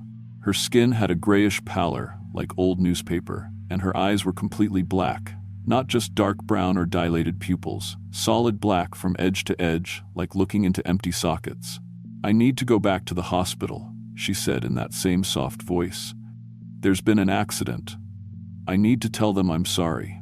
My hands were shaking as I reached for the door handle, but it wouldn't budge. The power locks weren't responding to anything. Not the button on my door, not the central control, nothing. The engine started itself, and the car began moving back down the mountain road. "I was driving drunk," she continued, still in that calm, matter-of-fact tone. "Hit a family of 4 on Highway 52, 3 kids in the back seat. I've been trying to get back to the hospital to apologize for 15 years. The car was driving itself, following the same route we'd taken up the mountain, but I wasn't touching the steering wheel. My foot wasn't on the gas pedal. The speedometer showed us moving at exactly 25 miles per hour, the same speed I'd driven on the way up. "You're going to help me make this right," she said. "You're going to help me get back to where I need to be." I tried everything, pulling the steering wheel, hitting the brakes, even yanking the keys out of the ignition. Nothing worked. The car kept moving down the mountain road, through the fog, heading back toward Mercy General. Every few minutes she would repeat parts of her story. About the drunk driving, about the family she killed, about needing to apologize. Each time she told it, she looked worse. Her skin became more gray, more translucent. Her hair started falling out in patches. Her clothes began to look torn and stained, like she'd been in a car accident. But her voice never changed, always that same, soft, polite tone. We reached the hospital, and the car stopped at the same pickup spot where I'd found her. She got out and walked toward the emergency entrance. I tried to follow her, but I was stuck in the driver's seat like I was glued there. Through the windows, I could see her talking to the security guard at the entrance, but he didn't seem to see or hear her. Then she came back to the car, and we started the whole loop again. Hospital to cemetery, cemetery to hospital, each trip taking exactly the same amount of time, following exactly the same route. She would tell me about the accident, about the family she killed, about needing to apologize, each time looking more and more like a corpse. I lost count of how many times we made that drive. My phone showed the same time, 2:17 a.m., no matter how long we'd been driving. The gas gauge never moved. Nothing outside the car seemed to change. Same fog, same empty roads, same darkness. The only thing that changed was her appearance. By what felt like the 10th or 11th loop, I could see through her skin to the car seat behind her. Her eyes had sunk deep into her skull. Her voice had become a whisper, but she kept telling the same story, kept insisting that I was going to help her make things right. I started praying, something I hadn't done since I was a kid. Started talking to my wife and kids in my head, telling them I was sorry, that I loved them. I thought this was it. I was going to be trapped in this loop forever, driving a dead woman through the mountains until my own body gave out. Then, during what must have been the 15th or 20th trip, my phone died. The GPS screen went black, the radio cut out, and suddenly I could feel the steering wheel in my hands again. I yanked it hard to the right and slammed on the brakes. The car skidded off the road and down a shallow embankment, coming to rest against a tree about 20 feet from the asphalt. When I looked up, she was gone. The back seat was empty. My phone was dead, but the car's clock showed 6:23 a.m. I sat there shaking for I don't know how long before I heard voices calling my name. A state trooper and a volunteer firefighter had found my car. They said a trucker had called in seeing skid marks and a vehicle off the road. According to them, I'd been unconscious behind the wheel for several hours. They took me to Mercy General, the same hospital where this whole thing started. The doctor said I'd probably fallen asleep at the wheel, maybe had a small seizure or some kind of medical episode. No signs of drugs or alcohol, no indication of anything other than exhaustion. They wanted to keep me for observation, but I signed myself out as soon as I could walk steady. I never told anyone the real story. How could I?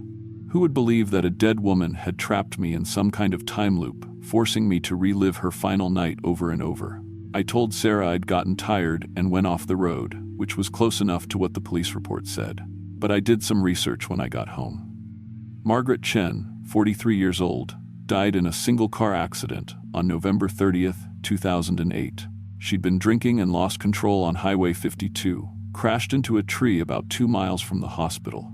The news articles said she'd been at a company party, was driving home around 2:15 a.m. when it happened. There was no mention of her hitting any family, no other vehicles involved. But there was a small note in one of the follow-up articles about how her accident occurred on the 15-year anniversary of a hit-and-run that killed the Morrison family, parents and 3 children, on that same stretch of highway. The drunk driver in that case was never found. I quit driving for Uber the next day, told Sarah I wanted to focus on finding a better day job, maybe get some training for something that pays more than hospital maintenance. The truth is, I can't get in a car at night anymore without my hands shaking. Even during the day, I avoid Highway 52 completely. Sometimes I wonder if Margaret Chen is still out there, still looking for someone to help her make things right, still trying to apologize for something she did 15 years before she died. I hope she finds peace, but I hope I never see her again. I work double shifts at the hospital now instead of driving nights.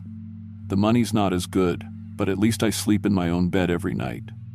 And I never, ever take ride requests after midnight.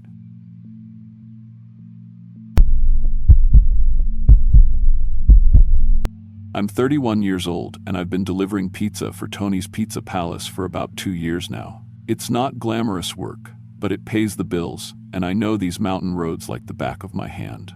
I've driven every street and back road in 3 counties, from the main highway down in the valley all the way up to the old mining camps that are mostly abandoned now. Most nights I'm done by 10 p.m., but sometimes we get those late calls from people who work second shift or folks who just lost track of time. November 23rd started like any other Friday night. We'd been busy all evening with the usual crowd. College kids, families getting dinner, the bar crowd wanting something to soak up their beer. I was actually looking forward to heading home early when the phone rang at 11:30. Tony answered it, wrote down the order, and handed me the ticket with a grin. "Jake, you're gonna love this one," he said. 2 large pepperonis, way up in the mountains. Customer already paid with a credit card and left a $20 tip. I looked at the address and didn't recognize it, which was weird. Like I said, I know these roads. But the GPS showed it was about 30 minutes up into the hills. And $47 plus a $20 tip was worth the drive, even if it meant getting home an hour later than planned. Tony had already started the pizzas, so I grabbed a Coke and waited. The thing about delivering pizza in these mountains is that you get to know people. You know which houses always tip well, which ones never turn their porch lights on, which driveways you can't get up when it's been raining. You know the regulars who order every Friday night and the folks who only call on special occasions. After 2 years, you develop a mental map of not just where everything is, but who lives there and what to expect. This address was completely new to me, which should have been my first red flag. In a small community like ours, you don't just miss an entire house, especially not one that's apparently far enough out that it takes 30 minutes to reach.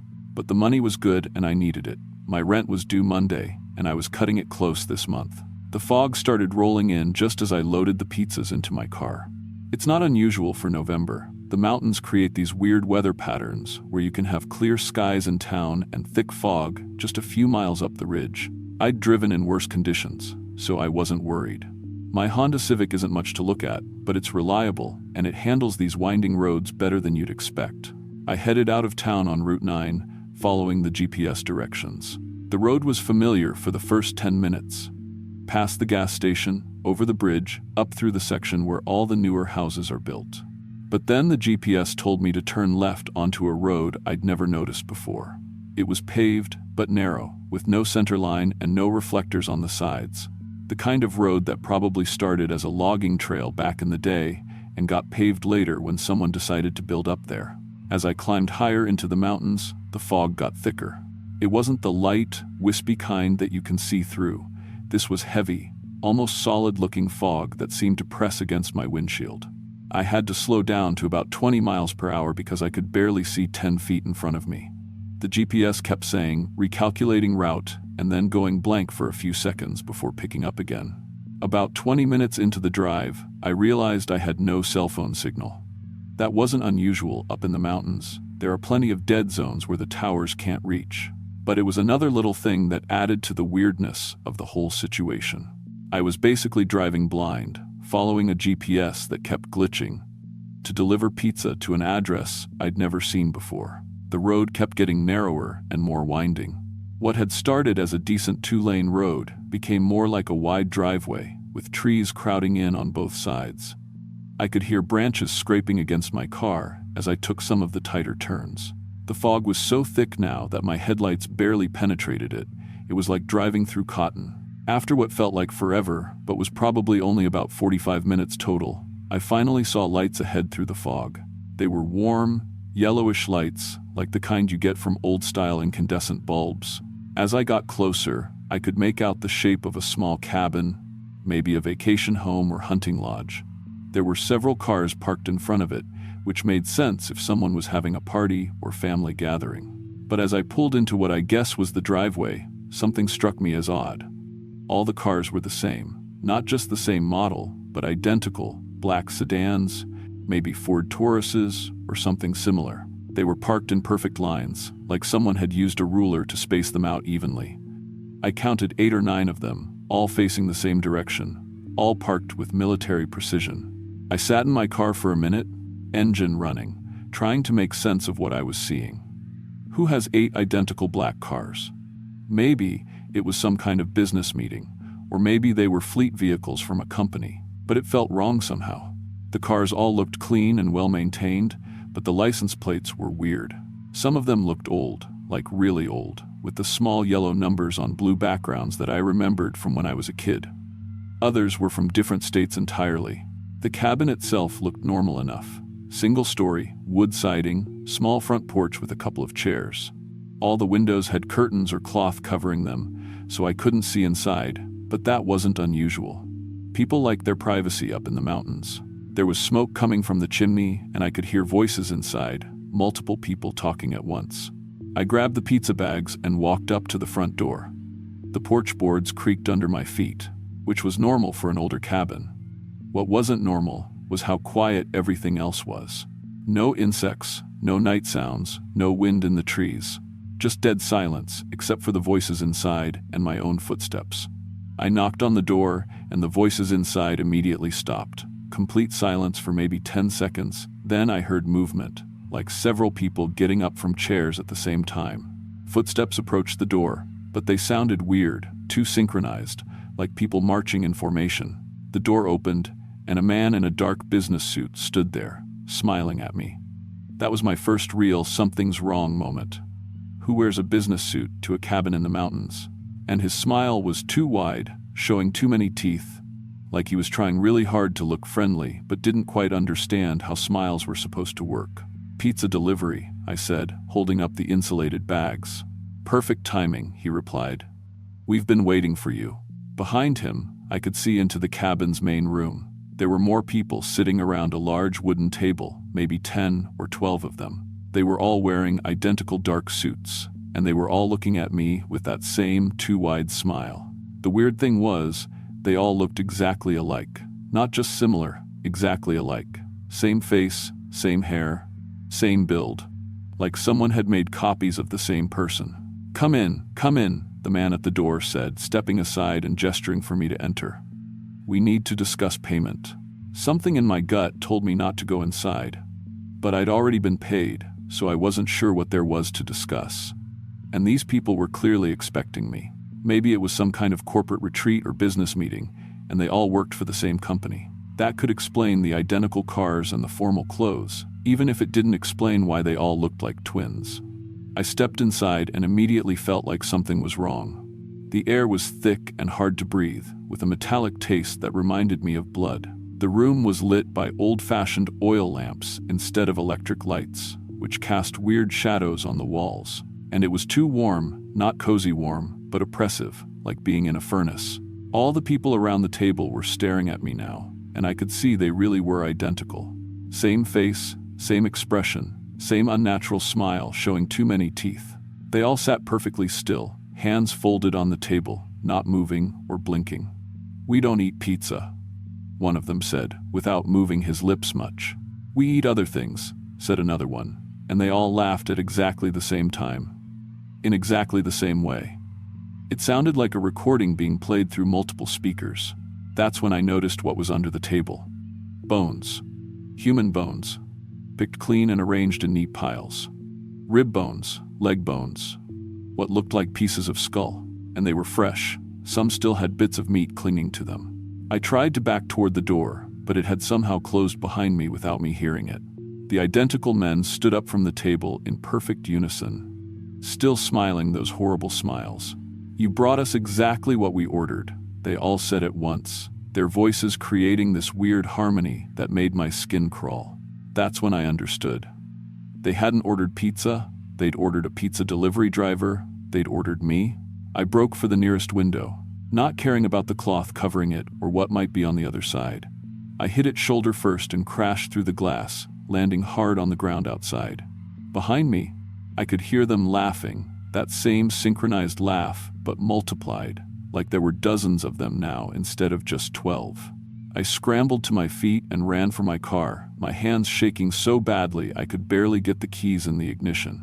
All around me, the identical black sedans were starting up at exactly the same time, engines turning over in perfect harmony. In the brief glimpse I got through their windshields, I could see more of the identical men, all wearing those same dark suits, all with those same horrible smiles. I threw my car in reverse and gunned it, not caring about staying on the narrow driveway. Branches scraped against my windows, and I could hear my bumper hitting something, but I didn't slow down. In my rearview mirror, I watched the black cars pulling out of their parking spaces, all moving in the same smooth, coordinated way. The drive down the mountain was the longest 20 minutes of my life. Every time I checked my mirrors, there were more black cars behind me. They never got closer, but they never fell back either. They maintained exactly the same distance, like they were connected by invisible strings. And there were more of them than there should have been. I counted at least 15 cars at one point, even though I'd only seen 8 or 9 at the cabin. When I finally reached the main highway, something strange happened. All the cars stopped at exactly the same spot, like they'd hit an invisible wall. They just sat there, engines idling, while I kept driving toward town. I looked back once and saw all the headlights lined up in a perfect row across the road, but they weren't following anymore. I drove straight back to Tony's Pizza Palace, my hands still shaking, my shirt soaked with sweat. Tony took one look at me and asked what the hell had happened. I tried to explain, but it sounded crazy even to me. So I just told him the customers weren't home, and I couldn't find the address. But when Tony checked our computer system, there was no record of the order. No phone call at 11:30, no credit card payment, no delivery ticket. According to the system, I'd been sitting in the parking lot for the past 6 hours, not moving. The security cameras showed my car in the same spot all night, with me sitting inside it, completely motionless. Tony thought I'd fallen asleep and had some kind of vivid nightmare. He sent me home and told me to get some rest. But I knew what I'd experienced was real. The scratches on my car from the tree branches were real. The cut on my shoulder from breaking through the window was real. The smell of that metallic air was still in my nose.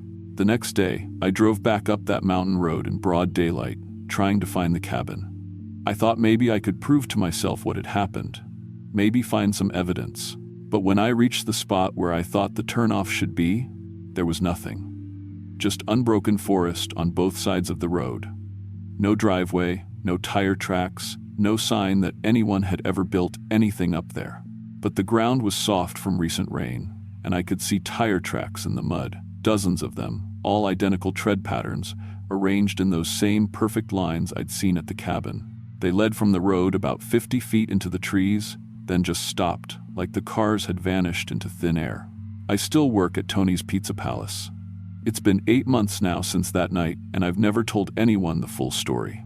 But sometimes we get orders from that same address, showing up in our computer system just like any normal delivery order. When that happens, I always find an excuse not to take it. I tell Tony I'm not feeling well, or my car's having trouble, or I need to handle another delivery first. Other drivers have taken those orders. They always come back confused, saying they couldn't find the address or the customers weren't home. But they always come back, and the orders keep coming, usually on foggy nights, usually around 11:30 p.m. I don't know what those things were or what they wanted with me. Maybe they're still up there, waiting for the next delivery driver who's willing to take the risk for a good tip. Maybe there's something that's always been in these mountains, something that learned to mimic human behavior just well enough to lure people into their trap. All I know is that I'm never driving up into those mountains alone at night again. And if you're ever tempted to take a delivery order to an address you don't recognize, especially one with a tip that seems too good to be true, maybe think twice about it. Some money isn't worth earning. Because sometimes the customers aren't ordering food. Sometimes they're ordering something else entirely.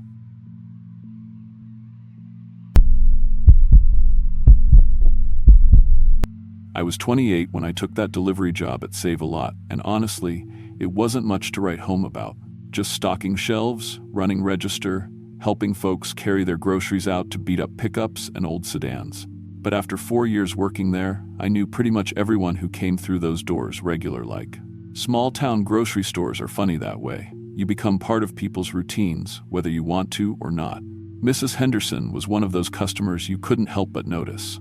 Every Tuesday, like clockwork, she'd shuffle in with her little canvas purse and head straight for the floral section. Never bought much else, maybe some crackers or a can of soup, but she always left with a bouquet of flowers. White roses when they had them, carnations when they didn't. The girl who worked the flower counter told me Mrs. Henderson had been doing this for years, taking those flowers out to Peaceful Rest Cemetery where her husband was buried. Vietnam vet, died young, and she'd been visiting his grave every single week for 15 years. I'd always thought it was sweet, you know? The kind of love story that makes you believe in something bigger than yourself. Mrs. Henderson would smile and nod when I'd carry her flowers to the car, and sometimes she'd tell me little stories about her James. How he used to bring her wildflowers when they were courting, how he proposed with a daisy ring because he couldn't afford anything else. Real gentle soul, she was. The kind of old lady who still wore lipstick to the grocery store and called everyone honey or dear. That's why I didn't think twice about saying yes when she called the store that Tuesday in November. I was getting ready to clock out around 5:30 when my manager handed me the phone. Mrs. Henderson was on the other end, voice shaky and tired, explaining she was feeling too poorly to drive. Some kind of chest cold that had her all worn down. She asked if there was any way at all, that someone could take flowers out to James for her that evening. Said she'd never missed a Tuesday in 15 years, and wasn't about to start now. "I'll pay you $50 for the trouble," she said, and I could hear the desperation creeping into her voice. "I know it's asking a lot, but James, he'll be expecting them." $50 was more than I made in a whole day after taxes, and besides, Mrs. Henderson had always been nothing but kind to me. How hard could it be to drive 30 minutes out to a cemetery and leave some flowers on a grave? I told her I'd be happy to help, and she gave me detailed directions to find grave C 47 inches, section 3. Her voice got stronger when she was giving directions, like she'd made that trip so many times she could navigate there with her eyes closed. I picked up her usual white roses, a dozen of them, wrapped in that green tissue paper, and headed out around 6 p.m.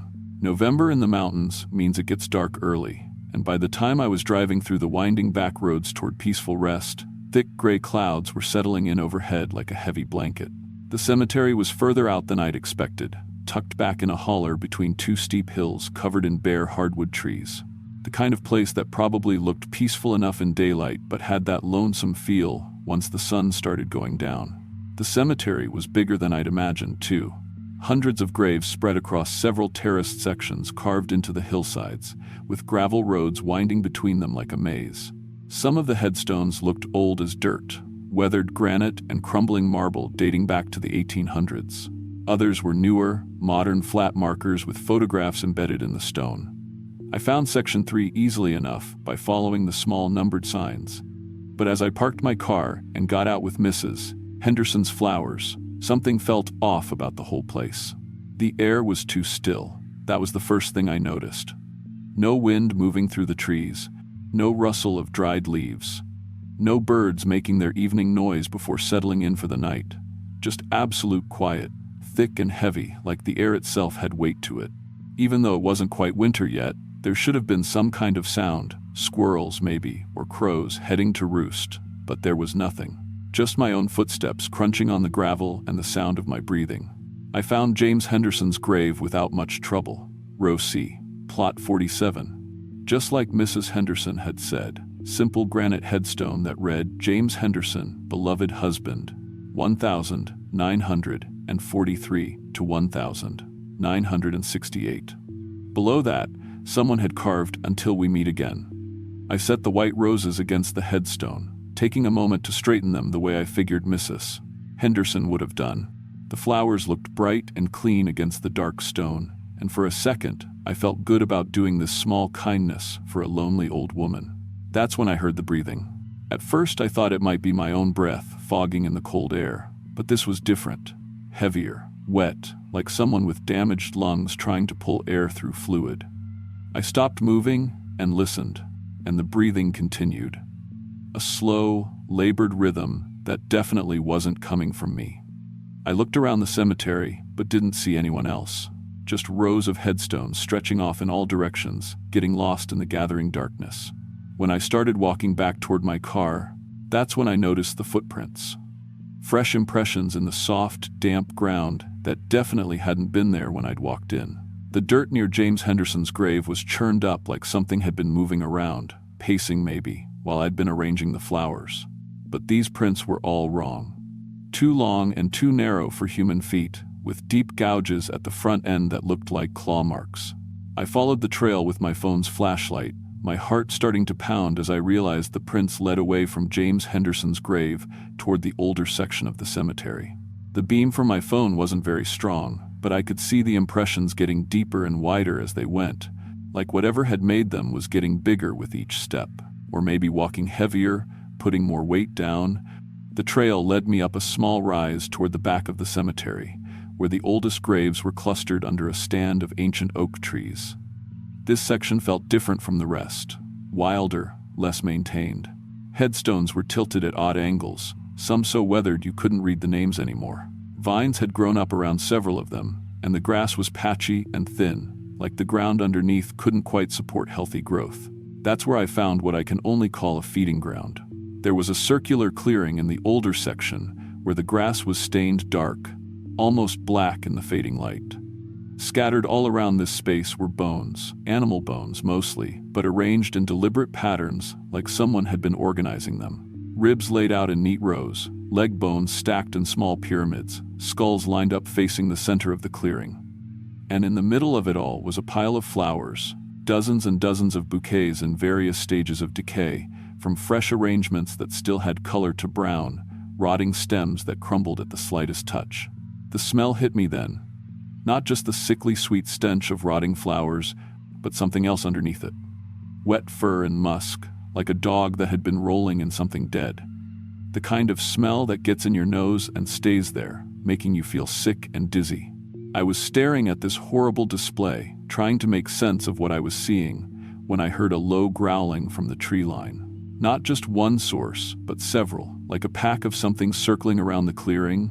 I swung my flashlight toward the sound and caught glimpses of pale gray fur moving between the trees, always staying just outside the reach of my light. Whatever was out there was big. The shadows they cast were wrong, too tall, moving upright instead of on all fours like normal animals would. And their eyes reflected green when my flashlight beam swept past them, but the eyes were too high off the ground, like they were standing on their hind legs. I started backing away from the clearing, but the growling got louder and more agitated, like they didn't want me to leave. The sounds were coming from all around now, and I could hear heavy footsteps crashing through the underbrush, getting closer. When something howled behind me, not like a wolf or a dog, but like a person screaming in pain, I broke into a run.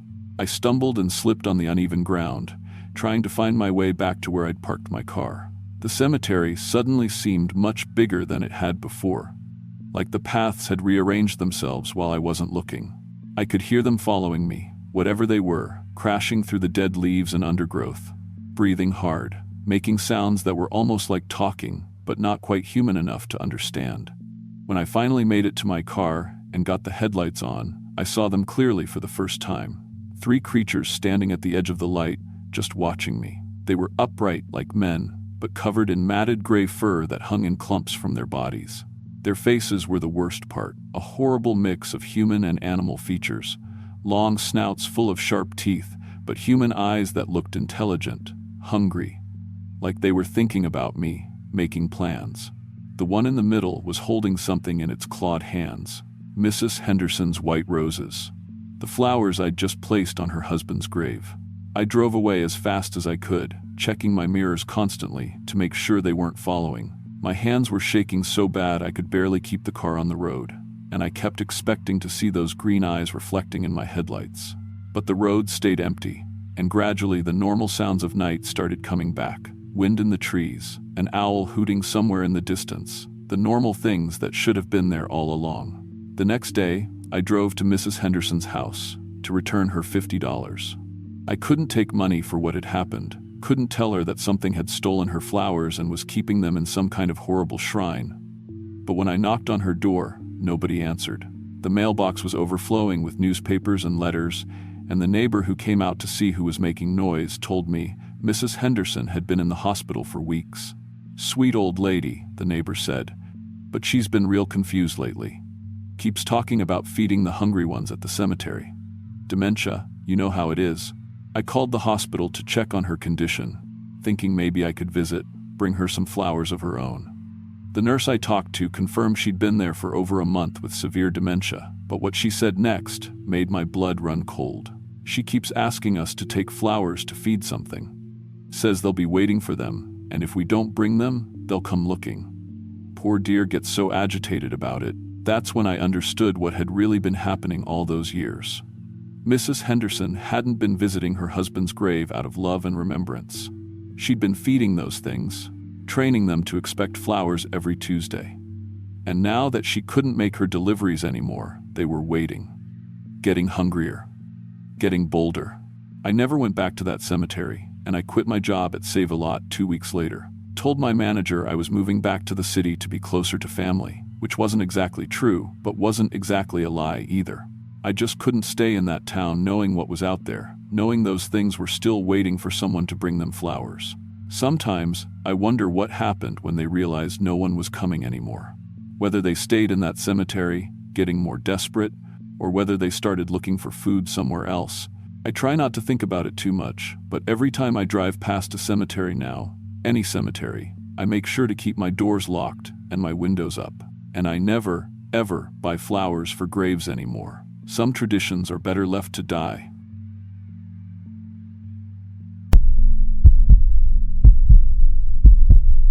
I was 28 when I started driving nights for Uber, back in 2019. Had to after the mine closed and took half the jobs in our hauler with it. My daddy worked those same tunnels for 37 years before black lung got him, and I figured I'd follow that path too. But the coal's mostly gone now, and what's left ain't worth the digging.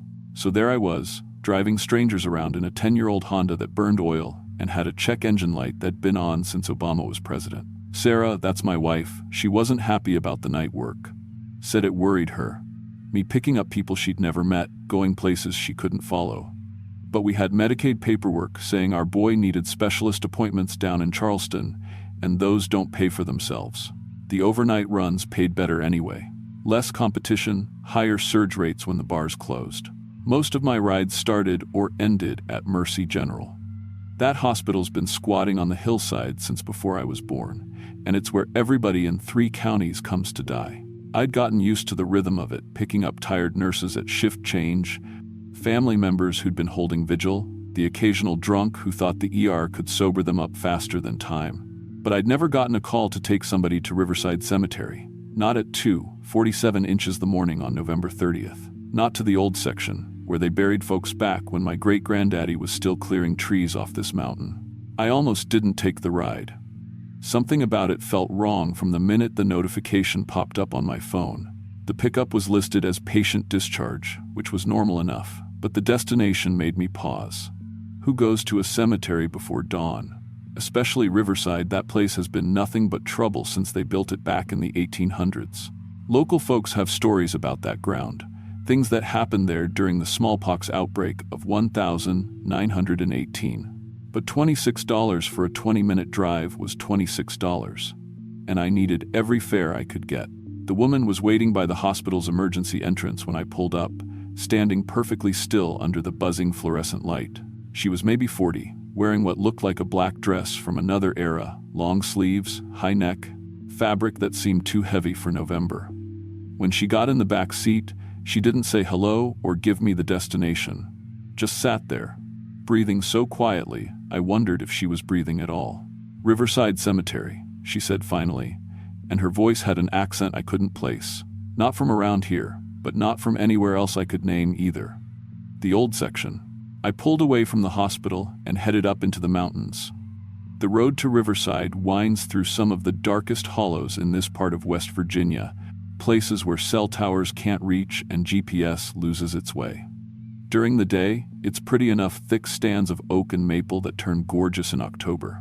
But at night, those same trees press against the road like they're trying to reclaim it. We'd been driving maybe 10 minutes when I glanced in my rearview mirror to check on my passenger. What I saw there stopped my heart for a beat. The reflection showed an old man in a military uniform, the kind they wore in World War II. He was staring right back at me with eyes that were completely black, no whites at all. I jerked my head around to look at the back seat directly.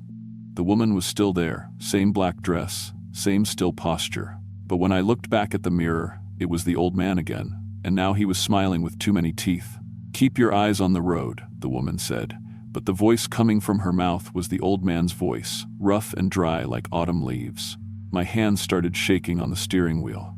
I've lived in these mountains my whole life, heard all the stories the old-timers tell about things that don't belong in the world of the living.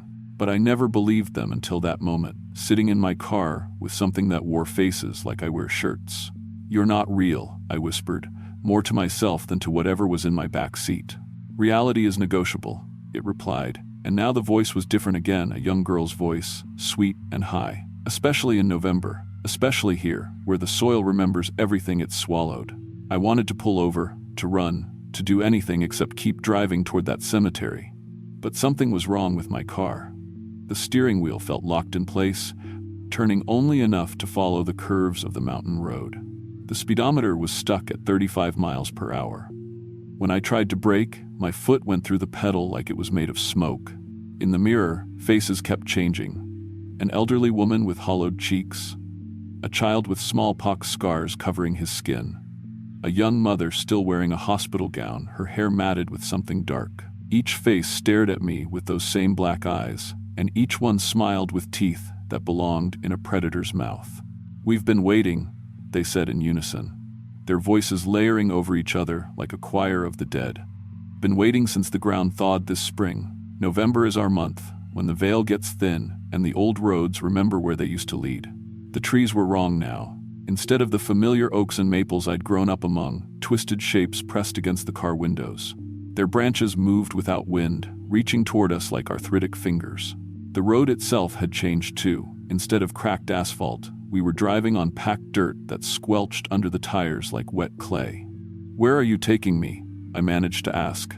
"Home," the thing said, and now it sounded like my daddy, speaking in the voice he'd had before the black lung took most of his words. "Taking you home to Riverside, where your family's been waiting." That's when I understood. This wasn't just about the cemetery. This was about the ground itself, the soil that had been drinking death for more than a century. Every body buried there, every life that had ended in these mountains, they were all part of whatever was sitting behind me, wearing their faces when it needed to walk among the living. The car lurched to a stop at the cemetery gates, and I realized we'd arrived without me noticing the last few miles of the journey. time had slipped sideways, the way it does in nightmares when you can't quite remember how you got from one place to another. "Thank you for the ride," the thing said politely, using a voice I recognized but couldn't place. "There's no charge for family." I turned around to face it directly, and what I saw in that back seat will follow me to my own grave. It wasn't wearing a face at all anymore. Just smooth gray skin stretched over a skull that was the wrong shape, with eye sockets that went too deep and a mouth that opened onto darkness deeper than any cave I'd ever explored. "You'll be back," it said without moving its lips, the words forming inside my head like my own thoughts. "They always come back to visit family." I blinked, and the back seat was empty. The car doors were still closed, windows still rolled up, but there was no sign that anyone had been there at all, except for the smell wet earth and old flowers and something else underneath it all, something sweet and rotten that made my stomach clench. I tried to start the car, and this time it turned over immediately. But when I looked at the GPS on my phone, it showed me sitting in the middle of an empty field 20 miles from where I thought I was. No cemetery, no mountain road, just an old pasture that hadn't been used for farming in decades. It took me 3 hours to find a road I recognized, and by the time I got home, the sun was coming up behind the mountains. Sarah was waiting in the kitchen with coffee and worried eyes. "You look like you've seen a ghost," she said, trying to make it sound like a joke. I never told her what happened that night. Never told anyone, until now. But things changed after that. The Uber app stopped working on my phone every time I tried to log in. It would crash immediately. Found work at the lumberyard instead. Day shift, solid ground under my feet. But November came around again the next year, and the year after that. And every November, right around the 30th, my phone would buzz with a ride request. Same pickup location, same destination, same $26 fare that never got charged to any credit card. I stopped answering my phone in November. The thing is, I started recognizing faces around town. Not the stolen ones, the real ones. People I'd gone to school with, folks from church, neighbors I'd known my whole life. But now I could see something different in their eyes sometimes, especially in November when the light gets thin and the shadows grow long. Some of them had been to Riverside Cemetery. Some of them had taken that ride with something that wears faces like masks. And some of them, I realized with a chill that went deeper than any winter morning, hadn't made it back at all. Last November, I drove past the cemetery during the day, just to prove to myself it was still there. It was. But there were fresh graves in the old section, graves that hadn't been there before. And the names on some of the newer headstones belonged to people I'd seen around town just a few weeks earlier. People who'd been perfectly healthy, people who'd had no reason to die. But they'd answered their phones in November. I don't drive for rideshare anymore. Don't take calls from numbers I don't recognize. And every year when November 30th rolls around, I make sure to be somewhere else visiting Sarah's sister down in North Carolina, or taking the kids camping in Virginia, anywhere but here in these mountains where the soil remembers everything and the dead have learned to use our phones. Because I know now what the old-timers always knew, what they tried to tell us in their stories about things that walk between the worlds. Some roads don't lead where you think they're going. Some passengers aren't going anywhere at all, they're just trying to take you with them. And in November, when the veil gets thin and the mountains remember their oldest secrets, sometimes they succeed. The cemetery's still there, if you know how to find it, but I'd recommend you don't go looking, especially not at night, especially not in November, especially not if your phone starts ringing with ride requests you never signed up for.